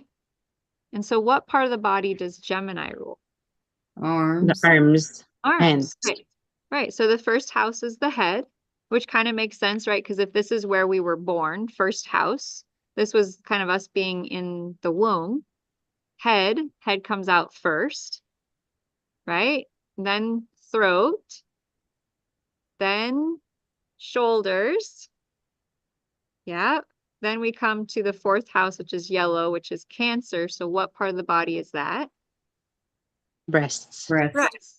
So the fourth house relates to the breasts. It's nourishment. So this is how I remember. Okay, so I always see like breasts, like a baby nursing here. And I'm like, oh yeah, breasts, breast milk, nurturing. Okay. Fifth house is a lighter yellow. And so what part of the body is that house, the fifth house, related to? The heart. The heart. Leo heart. Exactly. So are you seeing how the signs map over to the houses? Right? So the outer wheel always changes. So there's going to be 2 signs, or maybe 3, we're going to look at for each area that we're working on. So we're going to look at Aries, the head, first house. Then we're going to look at, okay, well, here's the outside sign is Virgo. So what does Virgo relate to? What part of the body? The Stomach and intestines. Stomach. So if we were looking at someone's first house of the head, right? and they had a stomach issue, we would look at the first house because that would be stomach and head. Oh. Do you see? Okay, so another example. Here we have Taurus on the second house, so that would relate to the throat, right? Throat. Well, the outer circle is always changing based on the time we were born and our location. So if we wanted to know what someone's wealth or we wanted to know about someone's throat health, we'd look at their second house. And then we would also say, well, what sign is on the outside edge? Oh, it's got Libra here. So we'd also have to look at what? What part of the body? The kidneys. The kidneys. Kidneys. Yeah, so we'd look at the throat and the kidneys. So that's how we map across with the signs and start to apply it to the houses. Can I Is ask that- you Yeah, a go ahead. question? Yeah, of Right course. What happens right there when Libra is together with Scorpio in the same second house? How do you Yeah, do right. that? How do I, there's three things now, right? Is now, right. So yes, as soon as you have two signs on the outside edge, you have to look at both. So we'd have to look at kidneys, we'd have to look at the reproductive organs, and we'd have to look at throat. Now, we may not even bother looking at the second house. And the magic to reading a chart is deciding where you look. So what guides you where you look is your question. So you can kind of ignore the chart and then just find out what the person's question is. And then from their question, you'll know, oh, well, this is a head issue. Where would you go if you were trying to find a head issue to resolve it? The first house. The first First house. house. Okay. Where else might you go? Aries. Aries. Pretty simple, right? It's not rocket science. You're just following a map. Once you know that the body is related to the signs, then you can map it. Now you know where all those signs are in your body. So now you can map it to the chart. Sound good? Fun? Kind of exciting? Yeah. Yeah. So this is what medical astrologers have done for thousands, for maybe hundreds of years. I don't know about thousands yet, but a long, long time. And so here's a really cool chart that shows you what body parts, right? So it's not just heart, it's also spine, it's upper back, it's spleen, right? That Leo governs. What about Aries? Well, it's the head, it's the eyes, it's the adrenals, and it's blood pressure. Interesting. So what does the head energy relate to? Okay, well, maybe our thinking and our thoughts might make our adrenals work overtime if we're afraid, right? Or if we're anxious. Oh, what about blood pressure? If we get too hot-headed, our blood pressure might go up. And so that's how the associations between the signs and then the body parts occurred. So you can screenshot this. This is an amazing tool. Thank you to Can Mool who came up with this. Okay. So from here, here's another example. And here's a picture of an astrological chart with the human body. So here we have the head with the first house. We have the throat with the second house. We have the arms with the third. The Cancer with the breasts, Leo, right? And so the body relates to the chart, just like we were born, just like we came out, right? Head first, throat, arms, chest, heart, kidneys, stomach. So the chart is basically an illustration or a mirror of our bodies. Isn't that amazing? And so where we have different planets in our chart can tell us a lot about what area of our body is being affected. Okay? Okay. So we're going to start tonight with a dear friend who I know she's been very excited to be here. She has a very big health challenge. And so I wanted to start with her because I wanted to give her the biggest breakthrough possible. And we're all fresh here, so let's see what we can figure out for you, my dear friend, coming all the way from Canada. to get clear on. And then after her, we'll travel to Ecuador and introduce our new friends. We have some new friends here visiting us today. But this was planned for a while here. And then You're almost there. No, a little more down. I think Goon, you're new as well. Okay. There.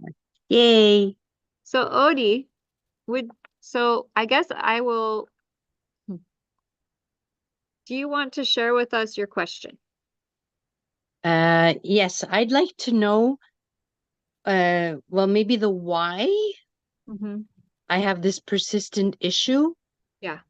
Is there something astrological, and when will it be healed? Okay. But I don't want to say the part because I want to see how it comes up on the chart, not to influence anything. So how long has this been happening? Since 2020. Okay, so 4 years. And 4 years. Was there any issue around it before? Meaning like a situation?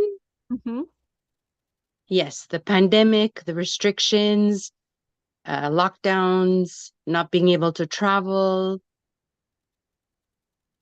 I'll start with that. So this is a little bit more of a challenging case because as a beginning astrologer, you're typically going to know what part of the body and the issue that they have is, right? That really helps you when you're new at astrology to know, right, what is the health issue? Yeah, she's not going to tell me what the health issue is. She's putting me on the spot here to see if I can figure it out. This is going to be fun for me. If it's okay.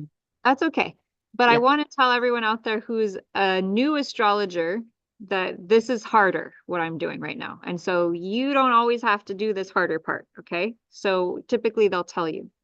So I'm just going to tell you the first thing that comes to mind, and I'm going to do this in a way that helps you all know what to look for. So in astrology, when you're dealing with a case with someone, one of the rules with health issues is that whatever sign we have a lot of, there may be a tendency to have an issue in that area of the body, which is a little counter to what we might think. We might think if we have a lot of it, we're going to be good with that part of the body, right? We're going to be great. We're going to be grade A, best part of the body ever. But actually, when we have a lot of a sign, it can be a bit of a challenge. And so the first thing that comes to me is that she has 1, 2, 3, 4, 5, 6, 7, 8 things in Pisces. 8. That's a lot. Bingo, bingo. That's a lot. And so that would be the feet. That would be the lower part of the body. I'm also drawn to this area of your body because Chiron is here. And we haven't gone into Chiron. I could teach a whole masterclass on Chiron. But Chiron is the wounded healer. And so whenever I see Chiron, all of you healers out there, that is an immediate red flag of there is a very deep, profound issue here that probably stems back through many lifetimes. And I'm going to say a word to you. I'm going to say this one word, and I just want you to feel how it ripples through your body. Okay? Mermaid. Yes. Yeah. So I know this might make people laugh at home and you might go, what do you mean mermaid? Okay. Some people say that we were beings of the water before we came to land. And so there was a shift between us being in the water and us coming to the land. And some people say that there was actually a war, like a nuclear war that drove souls onto the land, out of the water. And that some people carry like a lot of trauma from having to leave their home in the water. Okay, so go ahead. So you said bingo. So I said feet and you said bingo. You want to share a little bit more with us about that? Absolutely. So in 2020, I tripped twice in the staircase. No balance on my feet, stumbling, tripping, knocking my feet, whatever. So yeah, the feet are the stem, the big issue, which obviously ripples up the body. But yeah, definitely a foot issue, 100%. Wow. And what's even weirder is that I had just a quick session with an energy healer, and she scanned my body and she stopped at the hips. And then I said, "Didn't you see anything with my knees and feet?" And she goes, "Well, we'll do the healing, but no, I didn't see anything." Then she came back after whatever she did, and she says, I wasn't able to scan your from the hips down because they were like strapped together with like a belt or something." So she goes, "Energetically, I unleashed your feet, but they were tied together." And spontaneously, I got chills when you said that. I said, "Is it because I was a mermaid and I haven't incarnated fully into this body and I have trouble walking and tripping and this, that?"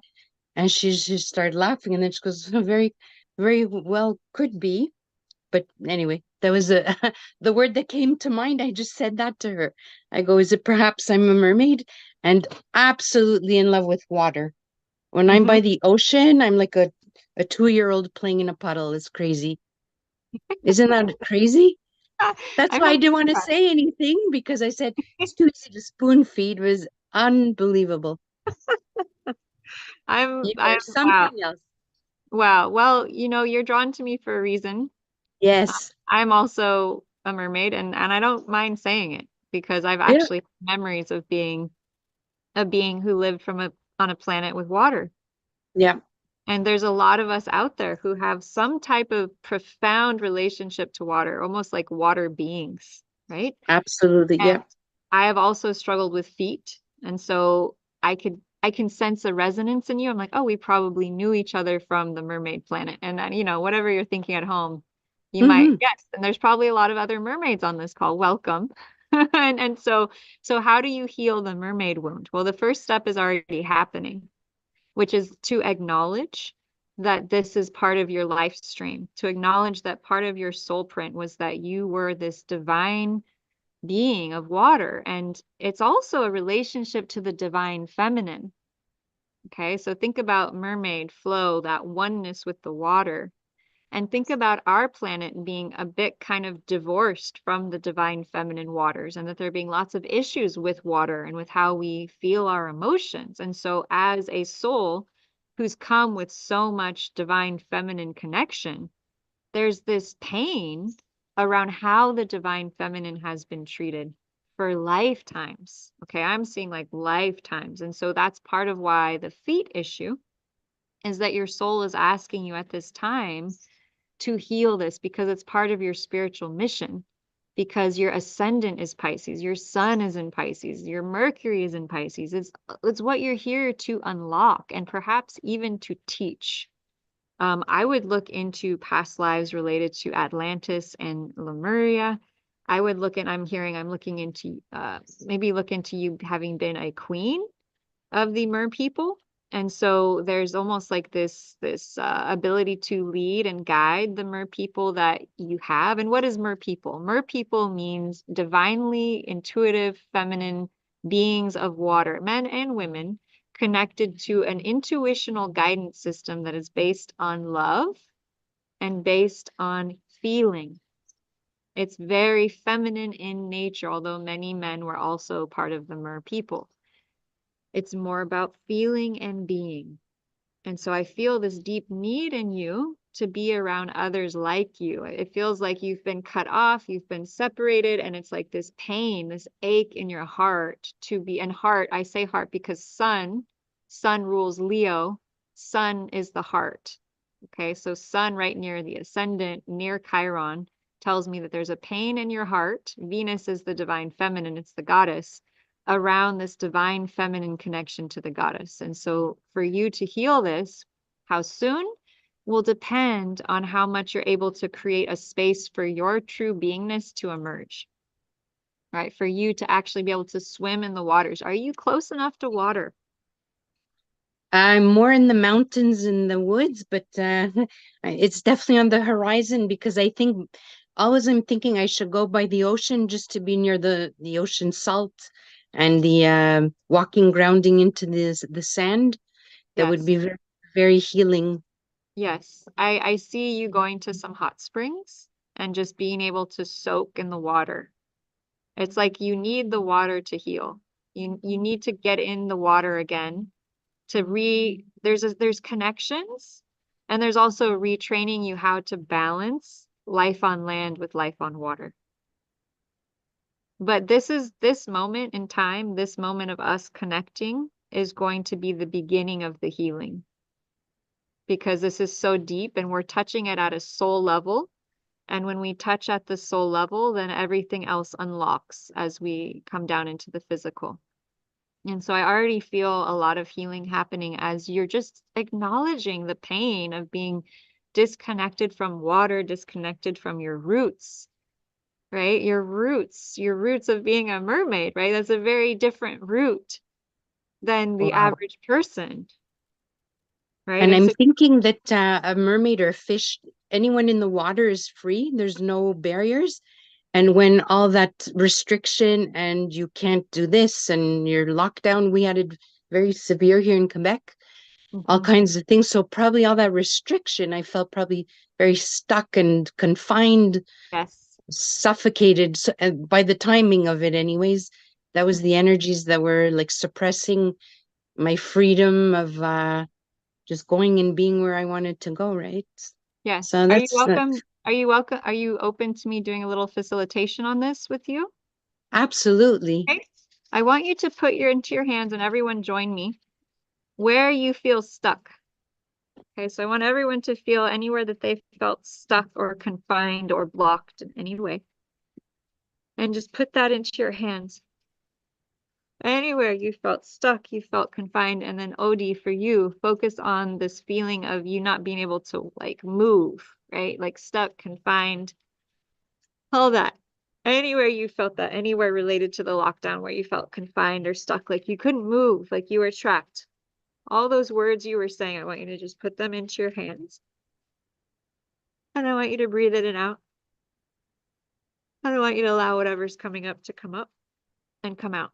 And take a deep breath in and a deep breath out. And by the power of God, it is commanded any and all stuckness, anything trapped, this feeling of trapped around land, trapped around your ability to flow with the water. By the power of God, it is commanded anything stuck or blocked here, let go, release, clear. Go out of all the cells, out of the tissues, out of the joints, out of the muscles, out of the bones.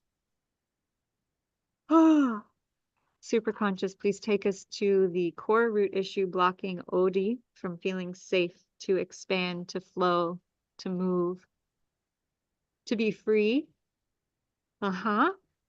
Super conscious, take us back to the core original issue that's blocking this freedom for her, freedom of expressing herself in all of her glory.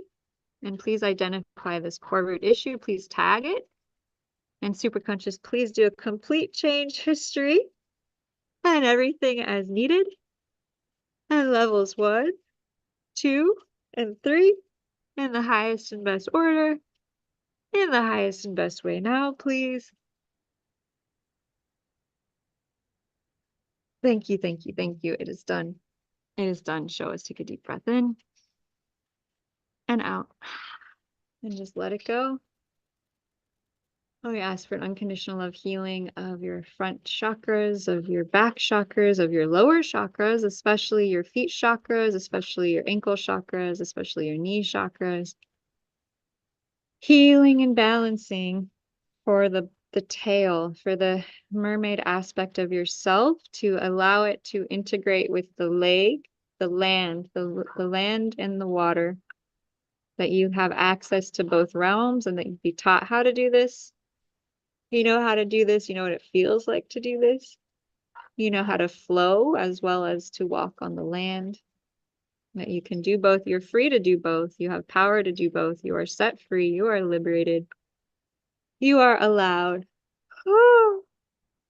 And anything and everything blocking that source, super conscious, we just ask for complete change history, and everything is needed, levels 1, 2, and 3.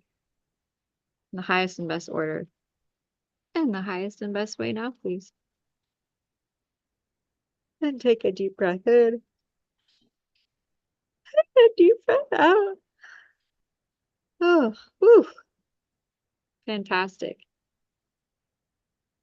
Let me just ask for complete unconditional love healing for OD across all levels and layers in all directions of time and space.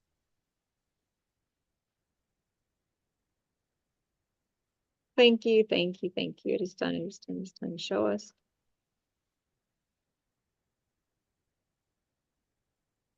Woo! Woo! Woo! Beautiful. And just take a nice deep breath in and out. And just notice how you're feeling. Notice if there's more space around you. Notice if you feel lighter and freer. And just slowly coming back into your body, feeling grounded through this new awareness of you. Grounded into the waters of the earth. You don't have to just ground to the earth. You can ground to the waters of the earth. They're always available to you. So you're never disconnected. You're always connected to the Divine Mother, to the divine flow. Thank you so much. Mm-hmm. Thank you. Yeah, my pleasure. That was maybe the coolest reading I've ever gotten to do. That's awesome. You want to know what's really cool? What's that? I bought an inflatable spa because we're in cold climate, but 6 months of the year I'm in my spa at least 2 hours a day. And I do my physiotherapy and my stretches, and I'm in the water, and my son goes, "Ma, are you a fish? You are always in the water." It's the only place I don't trip. Yeah, you know, this could be an issue for a lot of souls. So I'm really glad this got brought up. Yeah, if you have tears or yawns, that was some major energy. Even if you don't consciously know what we're working on, this is beautiful. You're a very advanced soul, very ancient soul. And so it's quite an honor to get to deliver this healing and facilitation. And so amazing how accurate this is, my friends, right? How accurate it is that we can easily identify health issues pretty quickly simply by seeing how much of one sign do we have. That's one really easy way. If someone doesn't know what's wrong, you just look. There are a lot of things in one sign. Look what we find, right? So amazing. And biggest love to you. Biggest love. Thank you to you. so much. So much, so Yes. much. Thank you. Yes. Oh, and there's also an obsession with shoes. I'm somehow not surprised. You carry on with your good self there.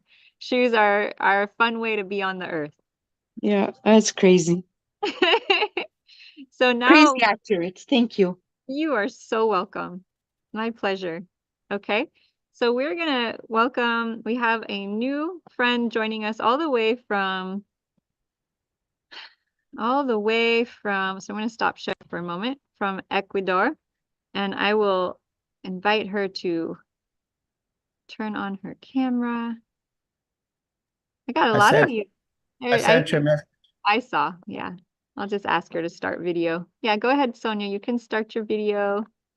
You can unmute. Yeah, so I'll invite you again.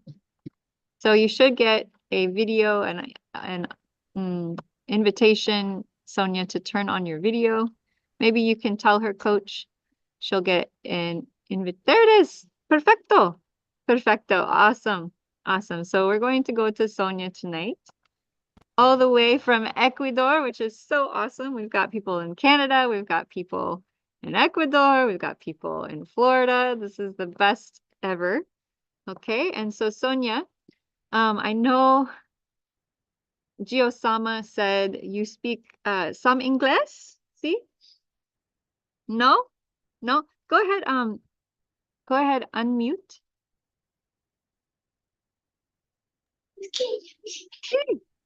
Hola. ¿Cómo estás? Can you hear me? Yes. Yes. Okay. So do you have a question? Preguntas? No question. So Do you have any preguntas about your body? El ¿Cómo se dice body, coach? Cuerpo. Cuerpo. Cuerpo. Cuerpo. Ajá. Cuerpo. ¿Cómo se dice dolor? Sí. Pain in the pain. Pain the neck. Pain in the Ajá. neck? Sí. Ajá. Sí, Ajá. sí. Okay. So we're going to take a look at our beautiful friend's chart. Now the neck is an interesting place, yeah, because it's not just the head and it's not just the shoulders. Mhm. It's the meeting. It's the meeting between. So first thing, of course, is her head. We have sun. Okay, so head. This is feet. So we would come down here. Okay, so this would be the region where the neck would be.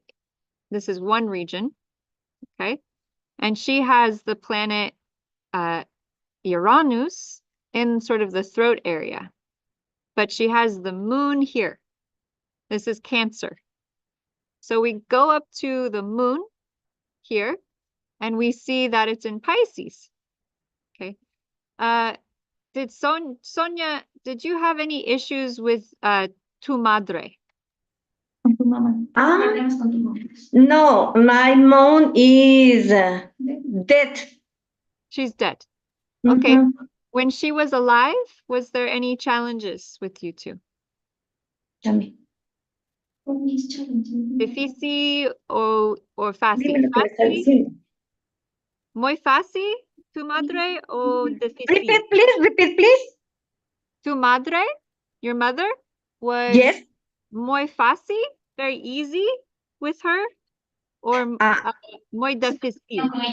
Yes, good, very good, Very very good. Very good. How long have you had this issue with your neck? How long? 25 years. Long time. Mhm. Long time.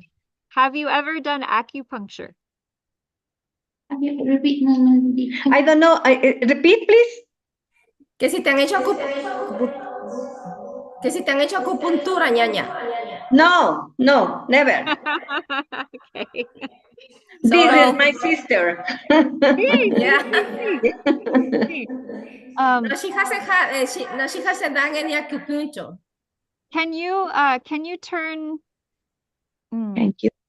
There's like an echo. So just if you talk, you just have to turn me off in the background. Okay.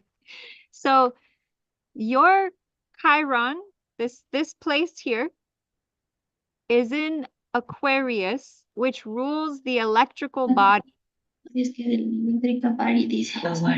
I'm hearing there may be an issue in the spine and in the electrical body that acupuncture would really help you with.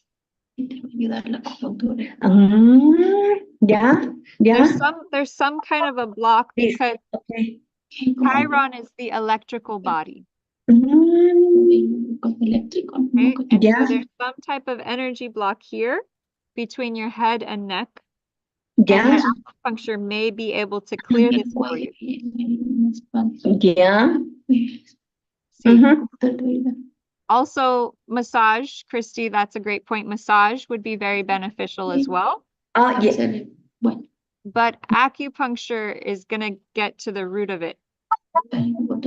Yeah. Okay. Thank you. And also, you have Jupiter in Capricorn, close to Saturn. This is the bones. Do you take, there's a type of raw calcium mi madre takes, is wonderful, is very helpful for her bones. I will send you the link for this. It will help with, I will send you a link for helping with inflammation and also the bones. Okay. Now let me, how do you feel about hablamos, speaking your truth? ¿Y qué? What? ¿Cómo te sientes con relación a que no entendí? I don't know. I don't know. Understand this moment. No, no comprende. Sí. No. Sí. So, communication, Yeah. high, easy for you, muy fácil o muy difícil. Oh, difícil. Sí, sí, sí, sí. Sí. Ujú. So, Mercury, planet of communication, is right next to Lilith, an asteroid. Lilith is the sign of the rebel. It's the sign of thinking differently, having a strong point of view. And people may have trouble hearing what you have to say. You have a strong style of speaking. See? Yes. See? Yes. So there's healing that can happen for you around speaking, around both sharing your words and Yeah. hearing with the ears others. Uh-huh. There's some type of block here. And Yes. this is the pain. Uh-huh. See.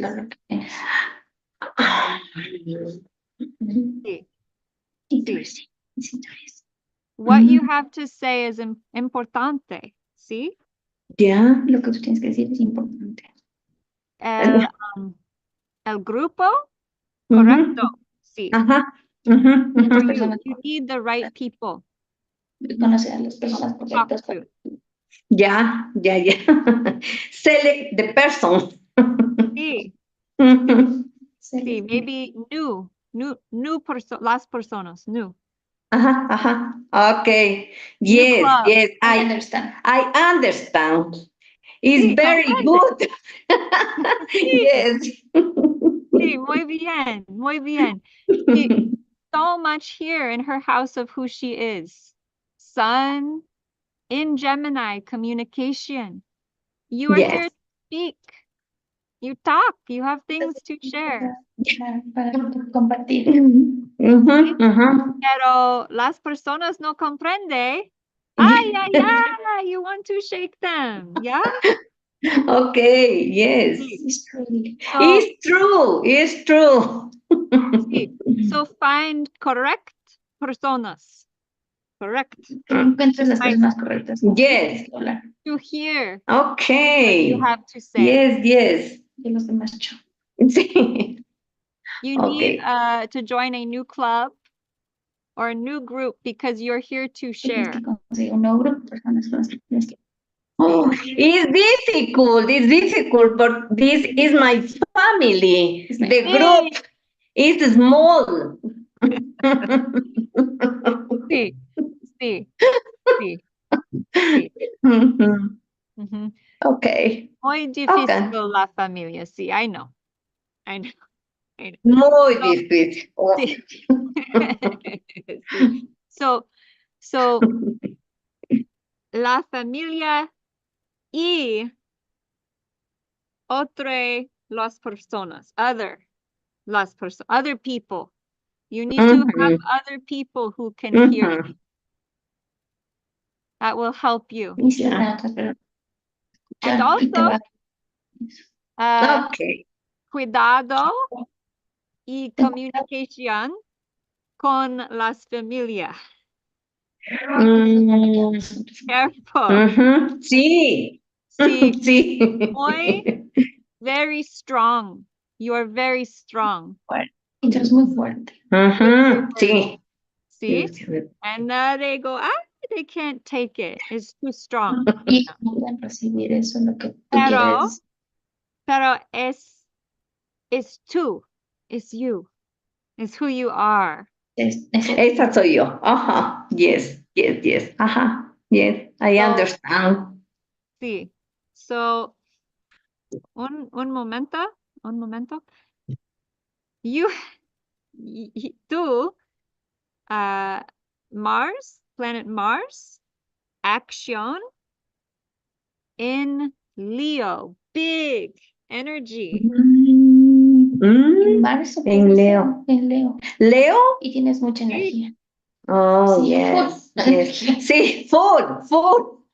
Con destiny point. See?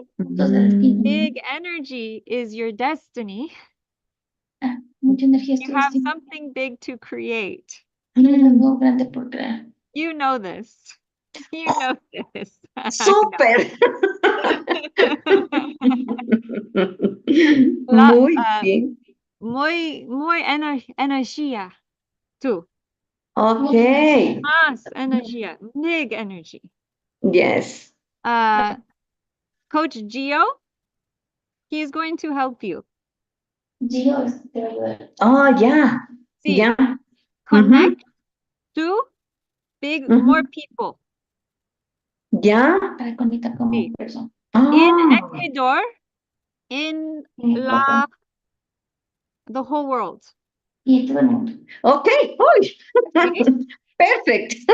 Tú y Coach both have Mars in Leo. Ah, yeah. Big energy. Bien. Esta es mi carta astral. Okay, okay. You both shine. You're here to build something. Ya. Oh. Yo. Something stable, Mm. pure, that shines. No. Ah, I know. Retreat center. Retreat center. Hunter. Land. Land. En el planeta Plant. Con water. Agua. With agua. Muchos agua. Un barco. Land Un with water. centro de retiro. On the beach. See? See? Okay. Sí. Muy bien. Mucho,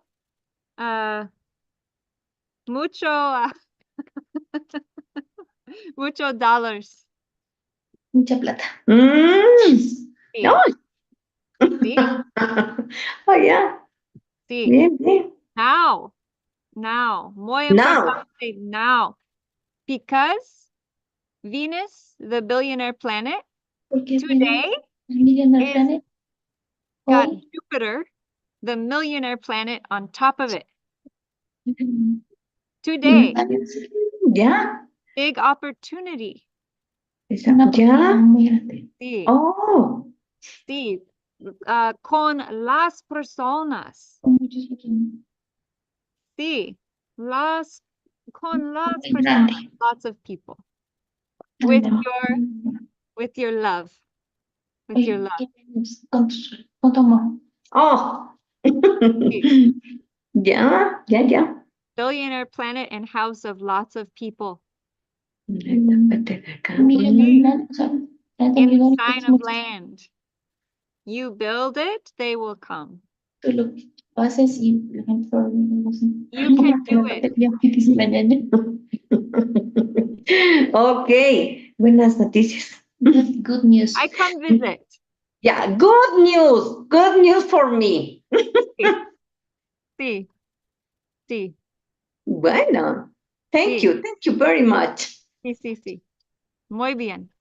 Okay. Very nice to meet you. Gracias. Nice to meet you. Nice to meet you. Nice to meet you. Thank you. Sí. Muchas gracias to you as well. Gracias a ti. Aquí.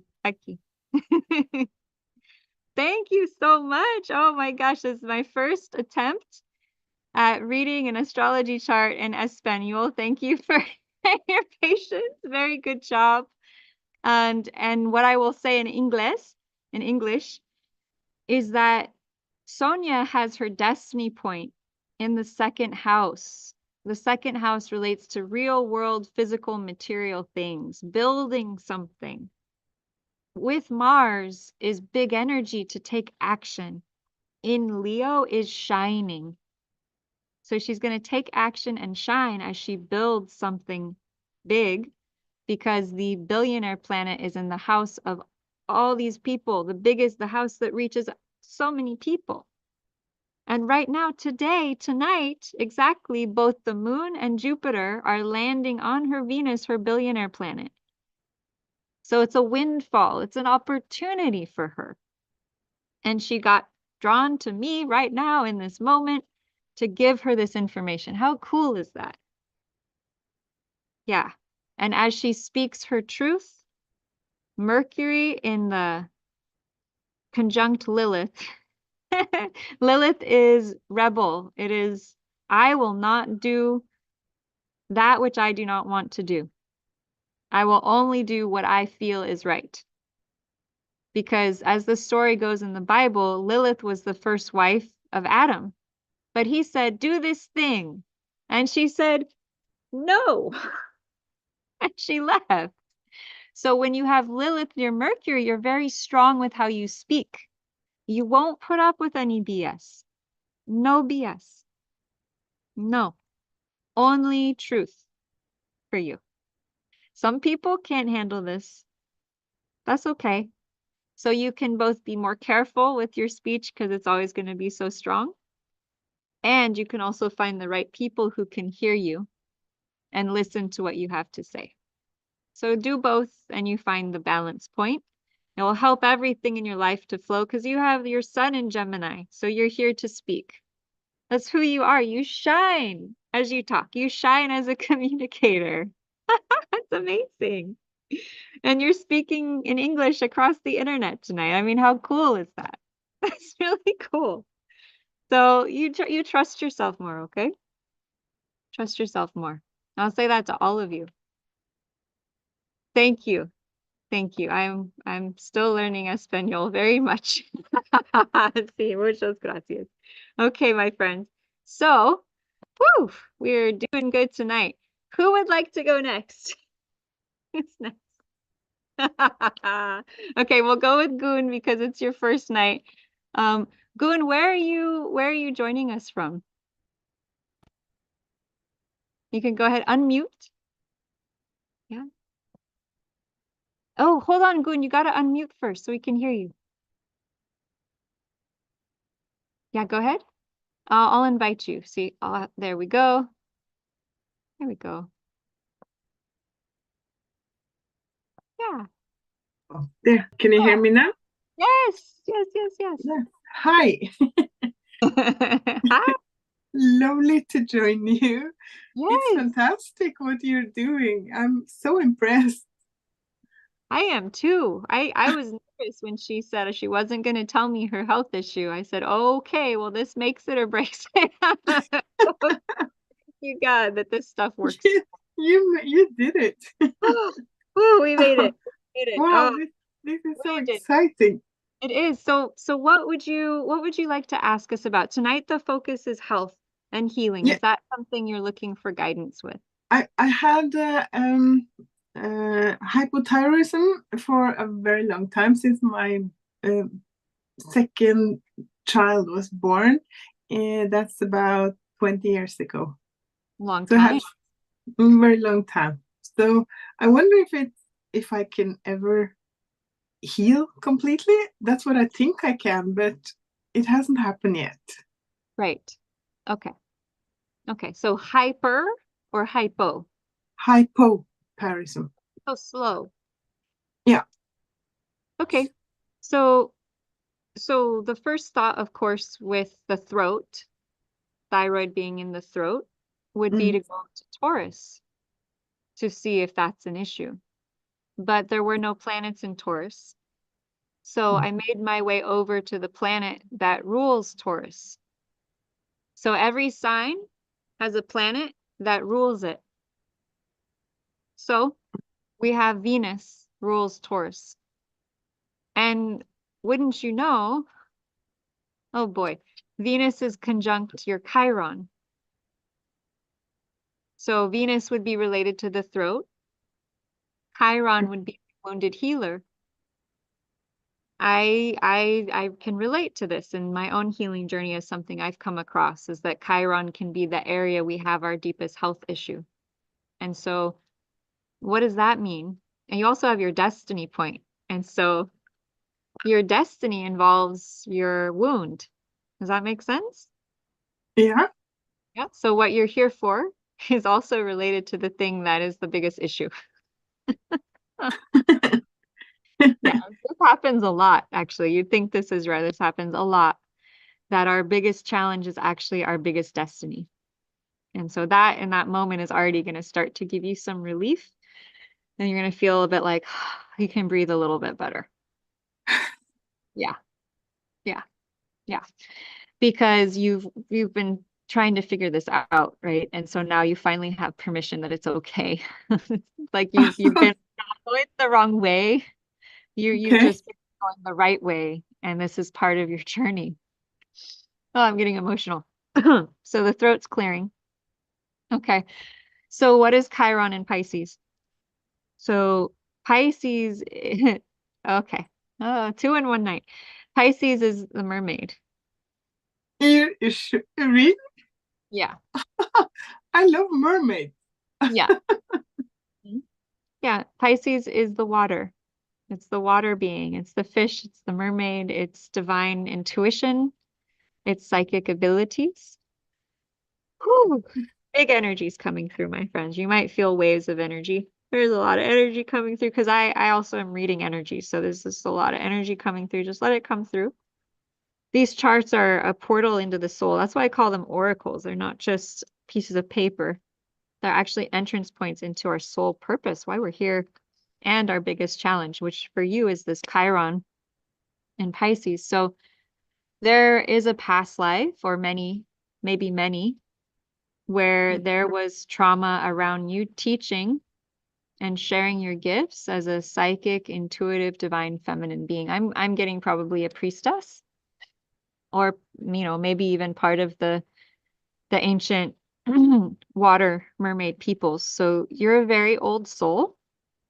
You're actually, both you and Odie, interestingly, remind me of each other. And I get the sense that you're also from that level of ancient times. So you're a very old soul, very wise soul. And you're starting to feel a lot of relief and a sense of peace because I'm saying what's true. And so you were such a beautiful divine channel. You're just such a pure, you're also an oracle. You're also a psychic healer. You're also a healer. And there was immense trauma that your beautiful self went through. Oh, it's so hard. It's so hard. It hurts my heart because what happens is that all the gifts that you had were at one point deeply revered and honored. I'm burping. It's interesting. They were deeply revered and honored. You had high status. You were like queen. You were like, a beautiful being of light, and you were appreciated and honored. And then there was something that happened in our Earth history, like a trauma, where you went through many lifetimes of not being honored. And in fact, that those same gifts that were revered and honored in previous lifetimes, you might yawn. You might yawn here. Those same gifts were, because that's just energy moving through. So I generally feel it before it comes. So I try to give you a warning. Those same gifts were then cause for you to be persecuted. And there's really no easy, and tears are coming. It's okay. Just let them come. So that same beautiful, bright light within you, that was the divine gift of you, your soul. It's like you're just this beautiful, radiant channel of divine love. It's just beautiful because Venus is divine love. And I'm getting so emotional right now. And Chiron is the wound. And it's also your purpose to sort of acknowledge and face this journey of your soul, and also maybe to assist other divine feminine beings who were also just radiant goddess beings who went through extreme persecution after this certain point in our Earth history. There was a trauma, there was a separation around water for you and for your sacred gifts of divine psychic intuition. And it is related to your throat and the pain of being suppressed through the throat. And so things might have happened to you around that suppression of your spiritual gifts. You might yawn. A lot of energy moving through. Just let the energy move. A lot of healing is happening already. Yep. We can just talk about stuff. We can literally just have a session with the chart and we just focus in on it and the healing starts happening. Okay. So what does this mean? How do you make sense of all this? So one step is for you to acknowledge your spiritual gifts fully. And I'm seeing you claiming your crown. And I'm going to like seriously start crying as I say that. But you claiming your crown, you claiming your throne, you claiming your ability to teach, and the emotion is part of this healing for you, but it's like powerfully, like it's rocking that you are a teacher because the 9th house is teacher. You are a guide. You are at a high level of ability, and many lifetimes you've hid from this. Your past life point is in Virgo, which is details, rationality. It's the body. It's everything you can touch. It's everything physical. So you're very good, rational mind, detail-oriented perfectionism. You have great skill here. But this lifetime for you is about embracing the intangible and the spiritual and becoming a teacher of spiritual energy as opposed to material energy, to get out of that material world and get into the spiritual world, to get out of the earth and into the water, to guide other divine feminine souls on their purpose to heal and to align to their destiny through that divine feminine gift of your heart. And so, yeah, it would make sense that you've held back because the last time you were in a place of power and of on your throne, it didn't go so well. So you've been like, no, thank you. I'm going to slow myself down. I'm going to just slow it all down so I don't have the energy to go out there because it's too heavy. Yeah. So we're just going to do a little clearing on this. I want everyone on this call to think about somewhere in their life where they're afraid to go forward. It feels heavy to go forwards. It feels heavy to step into your spiritual truth. Yeah, it feels heavy. It just feels heavy and slow to speak your truth. It feels heavy and slow to claim your throne. It feels heavy and slow to step into your power. And so feel that resistance, super conscious. Please tag and identify all of that heaviness. And please do a complete change history and everything is needed. Levels 1, 2, and 3 on all that heaviness. Deep breath in and out. You're going to feel a lot moving. That's it. That's it. That's it. Right and wrong, good and bad, pod and pock, all 9 shorts, boys, POVIDs, and beyonds. A lot's moving here. That's it. Good, and take a deep breath in. And a deep breath out. Good. I'm just asking for unconditional love and healing around this.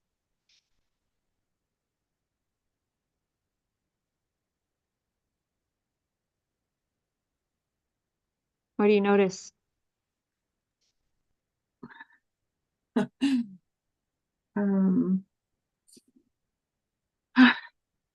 know it's a bit lighter around me, in me. Yeah? Yeah, lightness. More space. Yeah. Yeah. Yeah. Yeah, more awareness. That's it. Yeah. That's it. And so the density has just been the old. Did you know that where we store our past life information is in the back of the neck? Okay. But it's in the front, the toe. Right. Yeah. So what I'm seeing is that the memories come through the back and that vibration affects the front. Okay. if that makes sense. So as you let go of them, and there may be more layers here, this was just the very first beginning for you to start to feel some opening and to feel some relief. Okay, because you've carried this for a long time. Yeah. So I'm here to work with very old souls. I'm not everyone's guide. I'm not everyone's teacher. I'm here specifically to work with very advanced souls who have been on this earth a long time. And you'll be drawn to me if that's you. And it's just the way it works, because I can speak what needs to be seen for you, because not everyone can go there because they just weren't even incarnated. They weren't even Yeah. embodied during your lifespan, your year, your soul span. Okay. I have so many lines on my hands that little girls wouldn't hold my hand in school. And so I was told from an early age that I'm a very old soul. And so I've known that Yeah. for a long time. And so I'm here to to support and assist very wise souls to up level into that next level, to remove whatever's in the way of that up leveling, because sometimes it's very deep. And so you need someone who can see those things. And a lot of people just aren't at that level. I've worked with so many healers and I'm like, Yeah. why isn't it working? And a lot of times it's because they're just not far enough along to be able to access the issues that I have to access. So It's fantastic.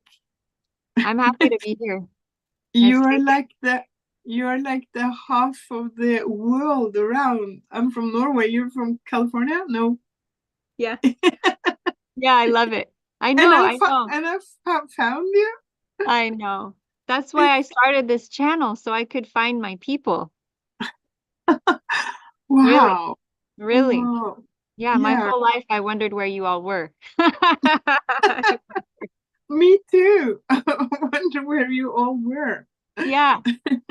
So I hope to bring all of you together, right? My hope is to bring us all together and to heal and to learn about this chart, because love it's to. an amazing tool.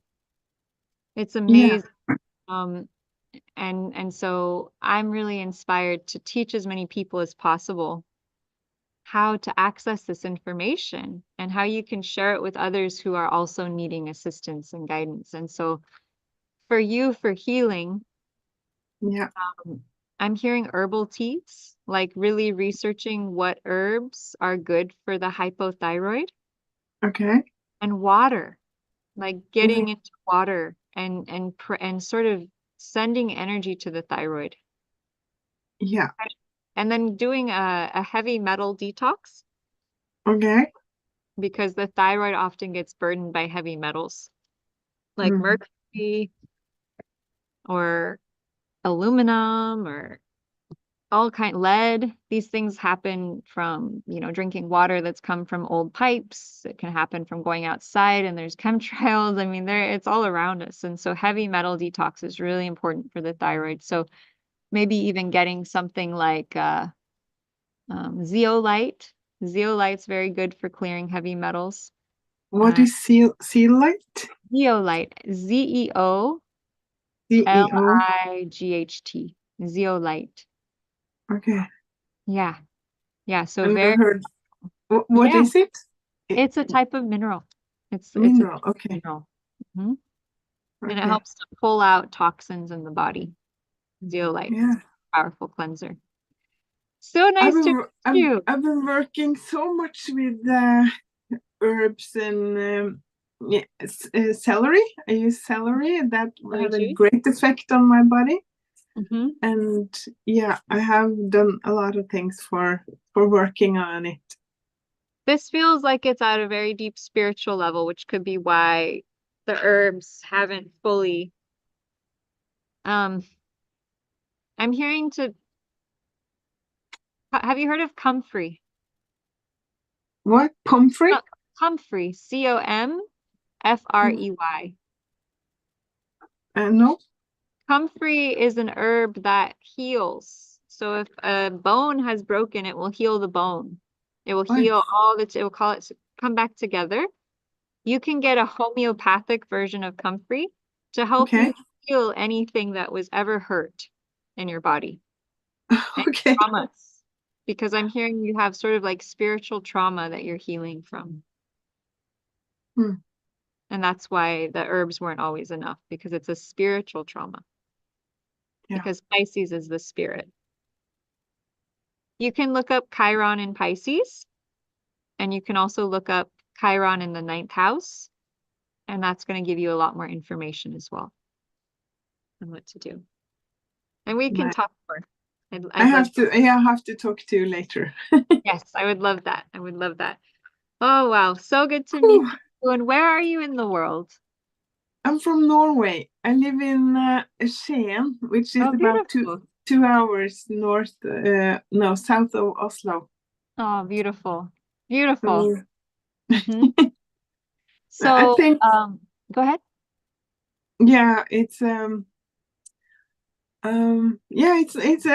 just I don't know.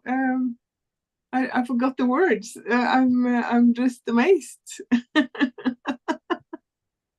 That's why I'm here.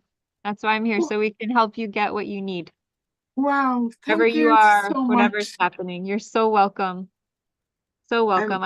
I've dealt with health stuff for years, and it was only actually through the chart that everything's starting to make sense.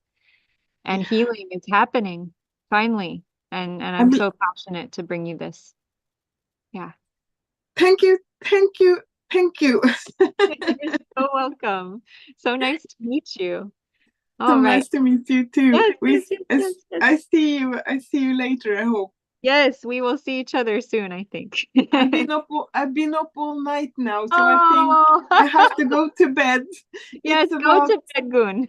It's 5 o'clock in the morning here now. Oh my gosh. Thank you so much for coming. I'm in awe.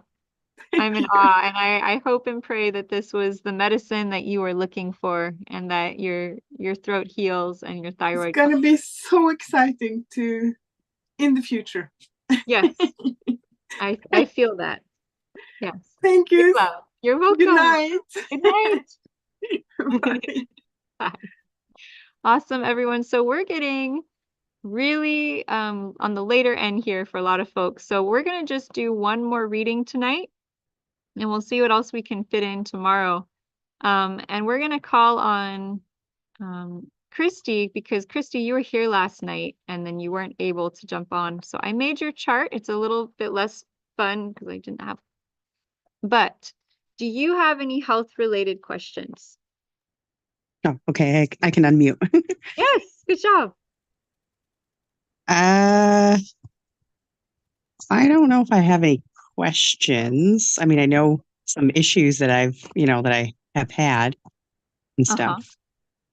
Okay. And some like chronic stuff. I'd like to see what the chart shows too. Sure. I'm just blocking out your birth info to be polite. Okay. All right. So here we go. So the way the chart works best is as an oracle. So go ahead and we're going to spin the wheel, and you ask me a question that you'd like information on. If you can relate this to health and the body, that would be best, because that's the focus for tonight. Tomorrow, the focus is going to be on like life purpose, as well as more about wealth. And then on Friday, it's going to be love related questions. Okay. So anything, and so health can also be emotional health, right? So it doesn't have to just be body health. It can also be like emotional state, or like karma, or like I keep going through the same repeat situation over and over again. What's happening here? So anything that you're looking to change or transform in your life that you would like clarity on, that relate to like your emotional health, your mental health, your spiritual health, anything of that nature.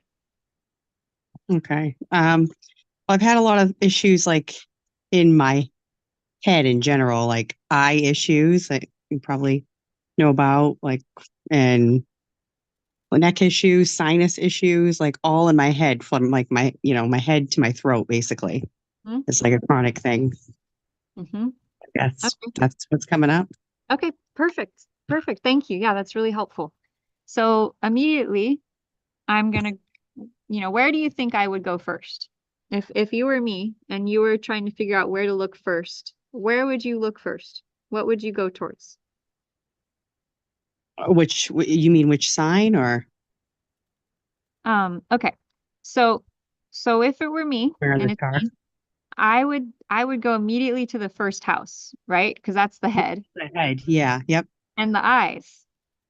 And Mm-hmm. so you have something going on here that is very noticeable, which is that you have Saturn, which is the planet.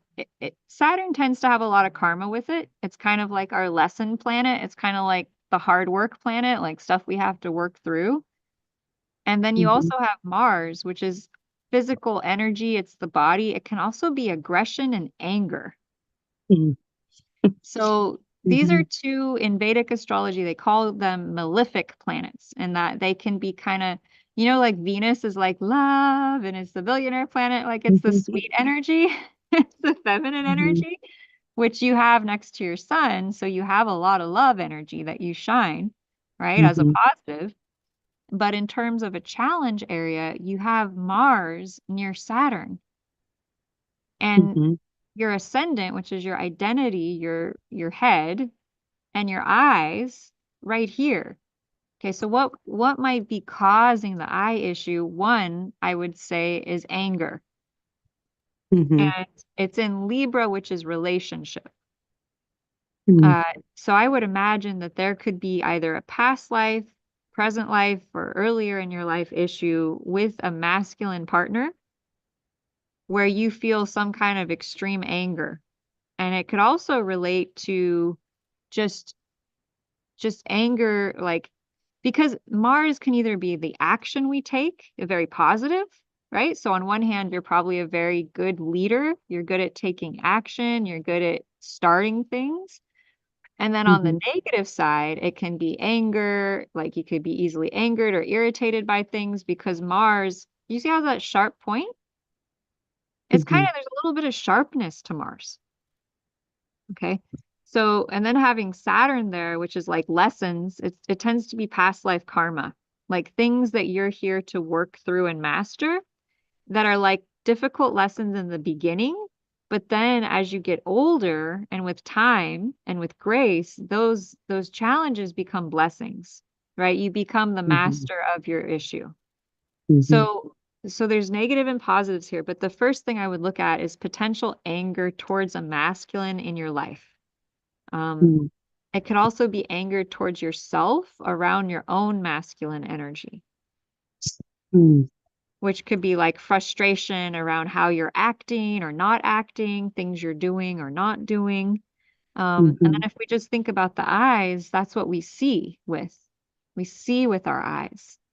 So this could relate to something that you're seeing and then potentially feeling anger about, or something that you're suppressing and you're not taking action on. There's a natural remedy for eye issues, which is rose water. I don't know if you've ever tried that before. Yeah, I love rose water. Yeah. And one reason I'd recommend it is because Mars is the masculine energy.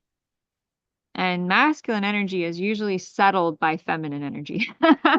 It tends to calm it down and tends to soothe it, right? It's like the water to the fire, like Mars is fiery energy. And so adding a little more feminine energy to your eyes in the form of eye care, like what you watch.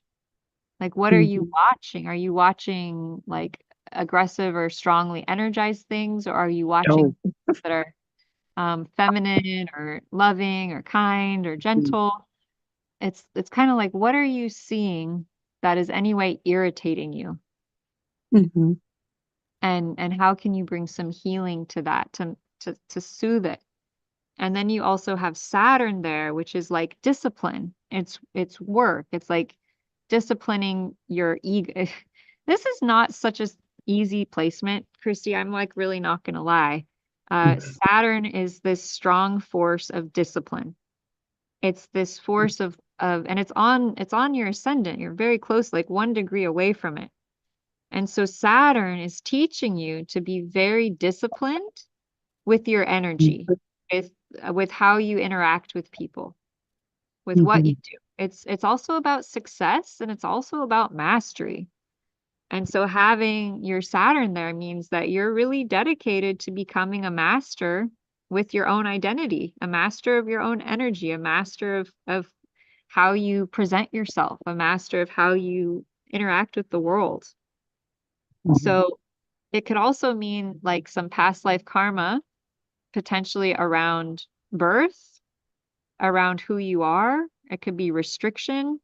You could feel really restricted by authority figures. You could feel really restricted by anything trying to hedge you in, and you might be fighting against it, Mars to Saturn. And it could be this irritation that could be causing the eyes to have issues, or the sinuses, or the head. So things that cool down Mars, like rose water, lavender. It is in Mars in Libra. Libra is Venus. It is Venus. It's ruled by Venus. So it's Mars in a sign ruled by the planet Venus. So we look over here at your Venus, and it's like 3 degrees away from the sun. And that's really powerful, but it also could mean a lot of heat, a lot of fire around your Venus energy. So aloe vera might be really good for you, right? Things that soothe, things that calm, things that cool what feels like maybe too much heat, too much energy, too much irritation. So I would take inventory on what is irritating you in life, because the head is what we think about, right? The head is what we think about. So I would say that there's something in your thought field, in the mind, that's driving you crazy. And you're going to have to get it out somehow, like either, running, tapping, acupuncture, acknowledging it, allowing it, talking about it, allowing yourself to feel about it. But it does seem to maybe relate to a man in your life, because Mars is the masculine, or your own masculine energy. Yeah, I could just keep getting something to do with a potential ex-partner, either in this lifetime or another lifetime, because you have Mars rules Aries, and you have Aries on your 7th house. So there's a strong chance that, this lifetime or another lifetime, there was some type of partner, and there's some type of irritation about something that happened with this relationship, because Aries is the head. Tell me what all of this brings. Does that touch on anything? What's it bring up? Let's Yeah. No, and yeah, there was definitely more than one partner. Multiple. So yeah, in the past. And I believe in past life also too. Right. And it's not as bad as it used to be. Like I've learned a lot about all this stuff now, like the eyes, and so it's not. I've been working on it for a long time, so it's not as bad as it used to be. And yeah, there's a lot of lessons around it. It's like a lot to it, I think. Yeah. And I've learned what things help it too, like some of the things you've said, along with I definitely need to exercise a lot. I see if I don't exercise and get my energy out that way and meditate, then that anger kind of starts to come up. And yes, it's like kind of like, it's not even sometimes like it's not even like something that's happening. It just kind of like feels like it's, like a hormonal thing also too. It's almost just physical, isn't it? It's just like erupts, Yeah. right? Yeah. So I would do this would be a really powerful time, because the new moon, the sun and moon, are activating your 7th house right now. So the sun and moon are in your 7th house tonight. Okay, relationships, partnership. And so it's being highlighted, right? Interesting how that works. And I would do some work on, have I forgiven these people? And why haven't I forgiven them? And if I did forgive them, what would my life be like? Because it's like I'm sensing so much massive energy around this. Like, it's pretty amazing. around as you forgive them, what's going to happen in your life. I've been working on a lot of that for a while. Yeah. So I've Yes, even called some up, wrote letters and all that stuff. yeah, I just really wanted to encourage you because forgiveness is probably one of the Mm. most challenging things to do with romantic partners. Like seriously, like so much because they bring so much stuff up in us. And so I just feel, I just wanted to encourage you with that because I sense that as you do that, it's like gonna unleash your whole purpose in life. Because your destiny point is in the house of relationship, and so is your Chiron, which is your deepest wound, and so is your Mercury.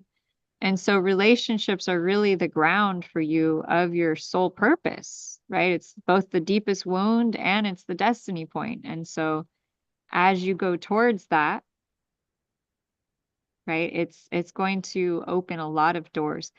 Would you all, I'm kind of wondering, okay, so tomorrow night, I'm going to focus in on the destiny point and on Chiron and the relationship between our deepest wound and our destiny. That seems like a good polarity to work with there, because a lot of people have them together. I mean, this is our second person or third person who has that combination. Okay, so literally your destiny and your greatest wound are together. And so congratulations on choosing a really high level soul path. Really. And as you work on that, with the millionaire planet on your Mercury right now, you're going to make a lot of money. Mm-hmm. So I get the sense that, as you forgive these other partners that were difficult, they were painful, they made you angry, it's going to allow you to open up to your path and to your destiny and to money and abundance. And like you said, health is very important because you have Aries, you have Venus and Aries here. And so you choosing to take action on your body to lead, to be a leader, you might even, I'm hearing, become some type of a exercise coach or guide for people because you got what it takes. Like you got the energy, you got the drive, you got the momentum. It might be a really powerful way for you to, because Venus, the billionaire planet, is in your house of health and the body right now. So doing work with health in the body might be a really big way for you to make money. It's just amazing. Yeah. Awesome. Thank you. Oh, Yeah. that's very helpful. I hope that was helpful. And, the Chiron is in Taurus, which is the throat as well. Mm-hmm. So that's part of the issue as well, is speaking your truth, right? So having the anger and frustration well up, and then how the heck do I communicate it? And so there's probably some kind of trauma around speaking your truth because Mercury is conjunct Chiron, which is communication. Mm-hmm. And so you're really learning how to communicate with your partners. That's one of the big things for you, is learning that, how to do it in a way that, Communicate with people in general. yes, Without like I've been really working on language and just how I speak in general and to everybody, yes, even to myself too. yes. It's all about language, isn't it? It's all about language. The spells that we tell ourselves and the spells that we put on other people. It's really real. So ideally, we learn how to begin to cast powerful, loving spells more and more and more and more and more, and our life improves more and more and more. Truly, truly, truly. Okay, well, come back tomorrow because we're going to do more here and you can ask more questions tomorrow night. It's awesome to speak with you, Christy. Thank you. Yeah, you're so welcome. And I know there's some folks that I didn't get to talk to tonight, but it's 8:00 and we've gone for a long time. So I want to liberate you all to be free here and get to go home. And well, you're already home, but to get to enjoy your home. And tomorrow night, we will be delving into really any questions that haven't been answered yet. Okay, so if there's something that we haven't covered yet around wealth, around soul purpose, around identity, around your deepest wound. I'm going to leave that a bit open, but we're also going to talk about the combination of the destiny point and Chiron. So our destiny, what we're here for, and our Chiron, our biggest wound. And a lot of times they're together. Isn't that interesting? I mean, I think it really relates to what many great teachers tell us when we complain about our challenges. And they say, don't, your challenge is your greatest opportunity. Oh, yeah? How? But seeing tonight so many of you having Chiron with your destiny point tells me that a lot of souls have chosen to take on this kind of journey where you're healing yourself from this big challenge to go into your next level, right? Does anyone have any questions before we end for tonight? Any questions, any comments, any shares? Anyone want to share something or questions? You can unmute or not. I think everyone's tired and stunned at this point. Awesome. Well, I just want to say a little prayer with you all. It is the day after the new moon. So I just want to take a moment in prayer here to send love and acknowledgement to all of you, to your beautiful souls, to the gift and the blessing that you all are. And set the intention, what is it you set yesterday? What was your goal, hope, or vision that you set, that you wanted to create, that you wanted to bring through? And maybe send some love to it. Send some love to what you want to create. Say a little prayer to yourself, empowering and honoring yourself for who you are. And just feel that love from God, from Source, just shower over you, the divine grace of your beingness, divine gift of you. And send love and appreciation to your intention that you wish to create. Love and appreciation to you. Think of one thing you're grateful for. And just be with your heart and be with your breath. Just feel that love across the planet. Just sending love to all beings. Sending love and gratitude. Thank you, God, for this moment. Thank you for this gift of each of you. Thank you for this beautiful opportunity to share our love, to grow our dreams, to create a world of beauty and love on this earth. May all beings on this earth be happy, be healthy and free, and may all of your dreams come true. The greatest of ease and love and joy. Thank you, thank you, thank you. And now take your beautiful prayer and throw it on up to the universe. Woo!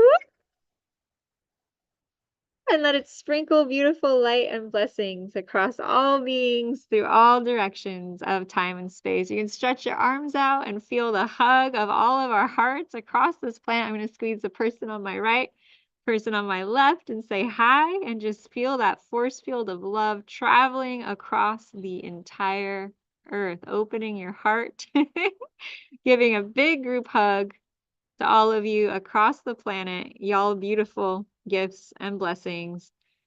Beautiful. And then bring that energy back in to your heart and just feel the blessing.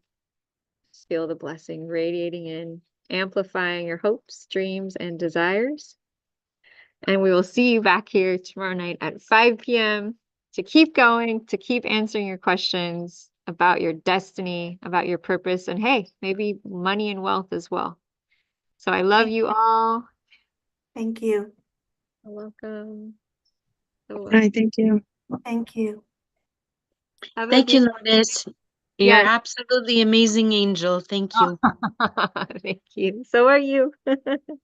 Thank you. Thank you. May you go with God. May you go with grace. Patrice, I will send you your chart. Much love. I'll send your chart to Sonia. You all have a beautiful night. Much, much love. All right. Aloha.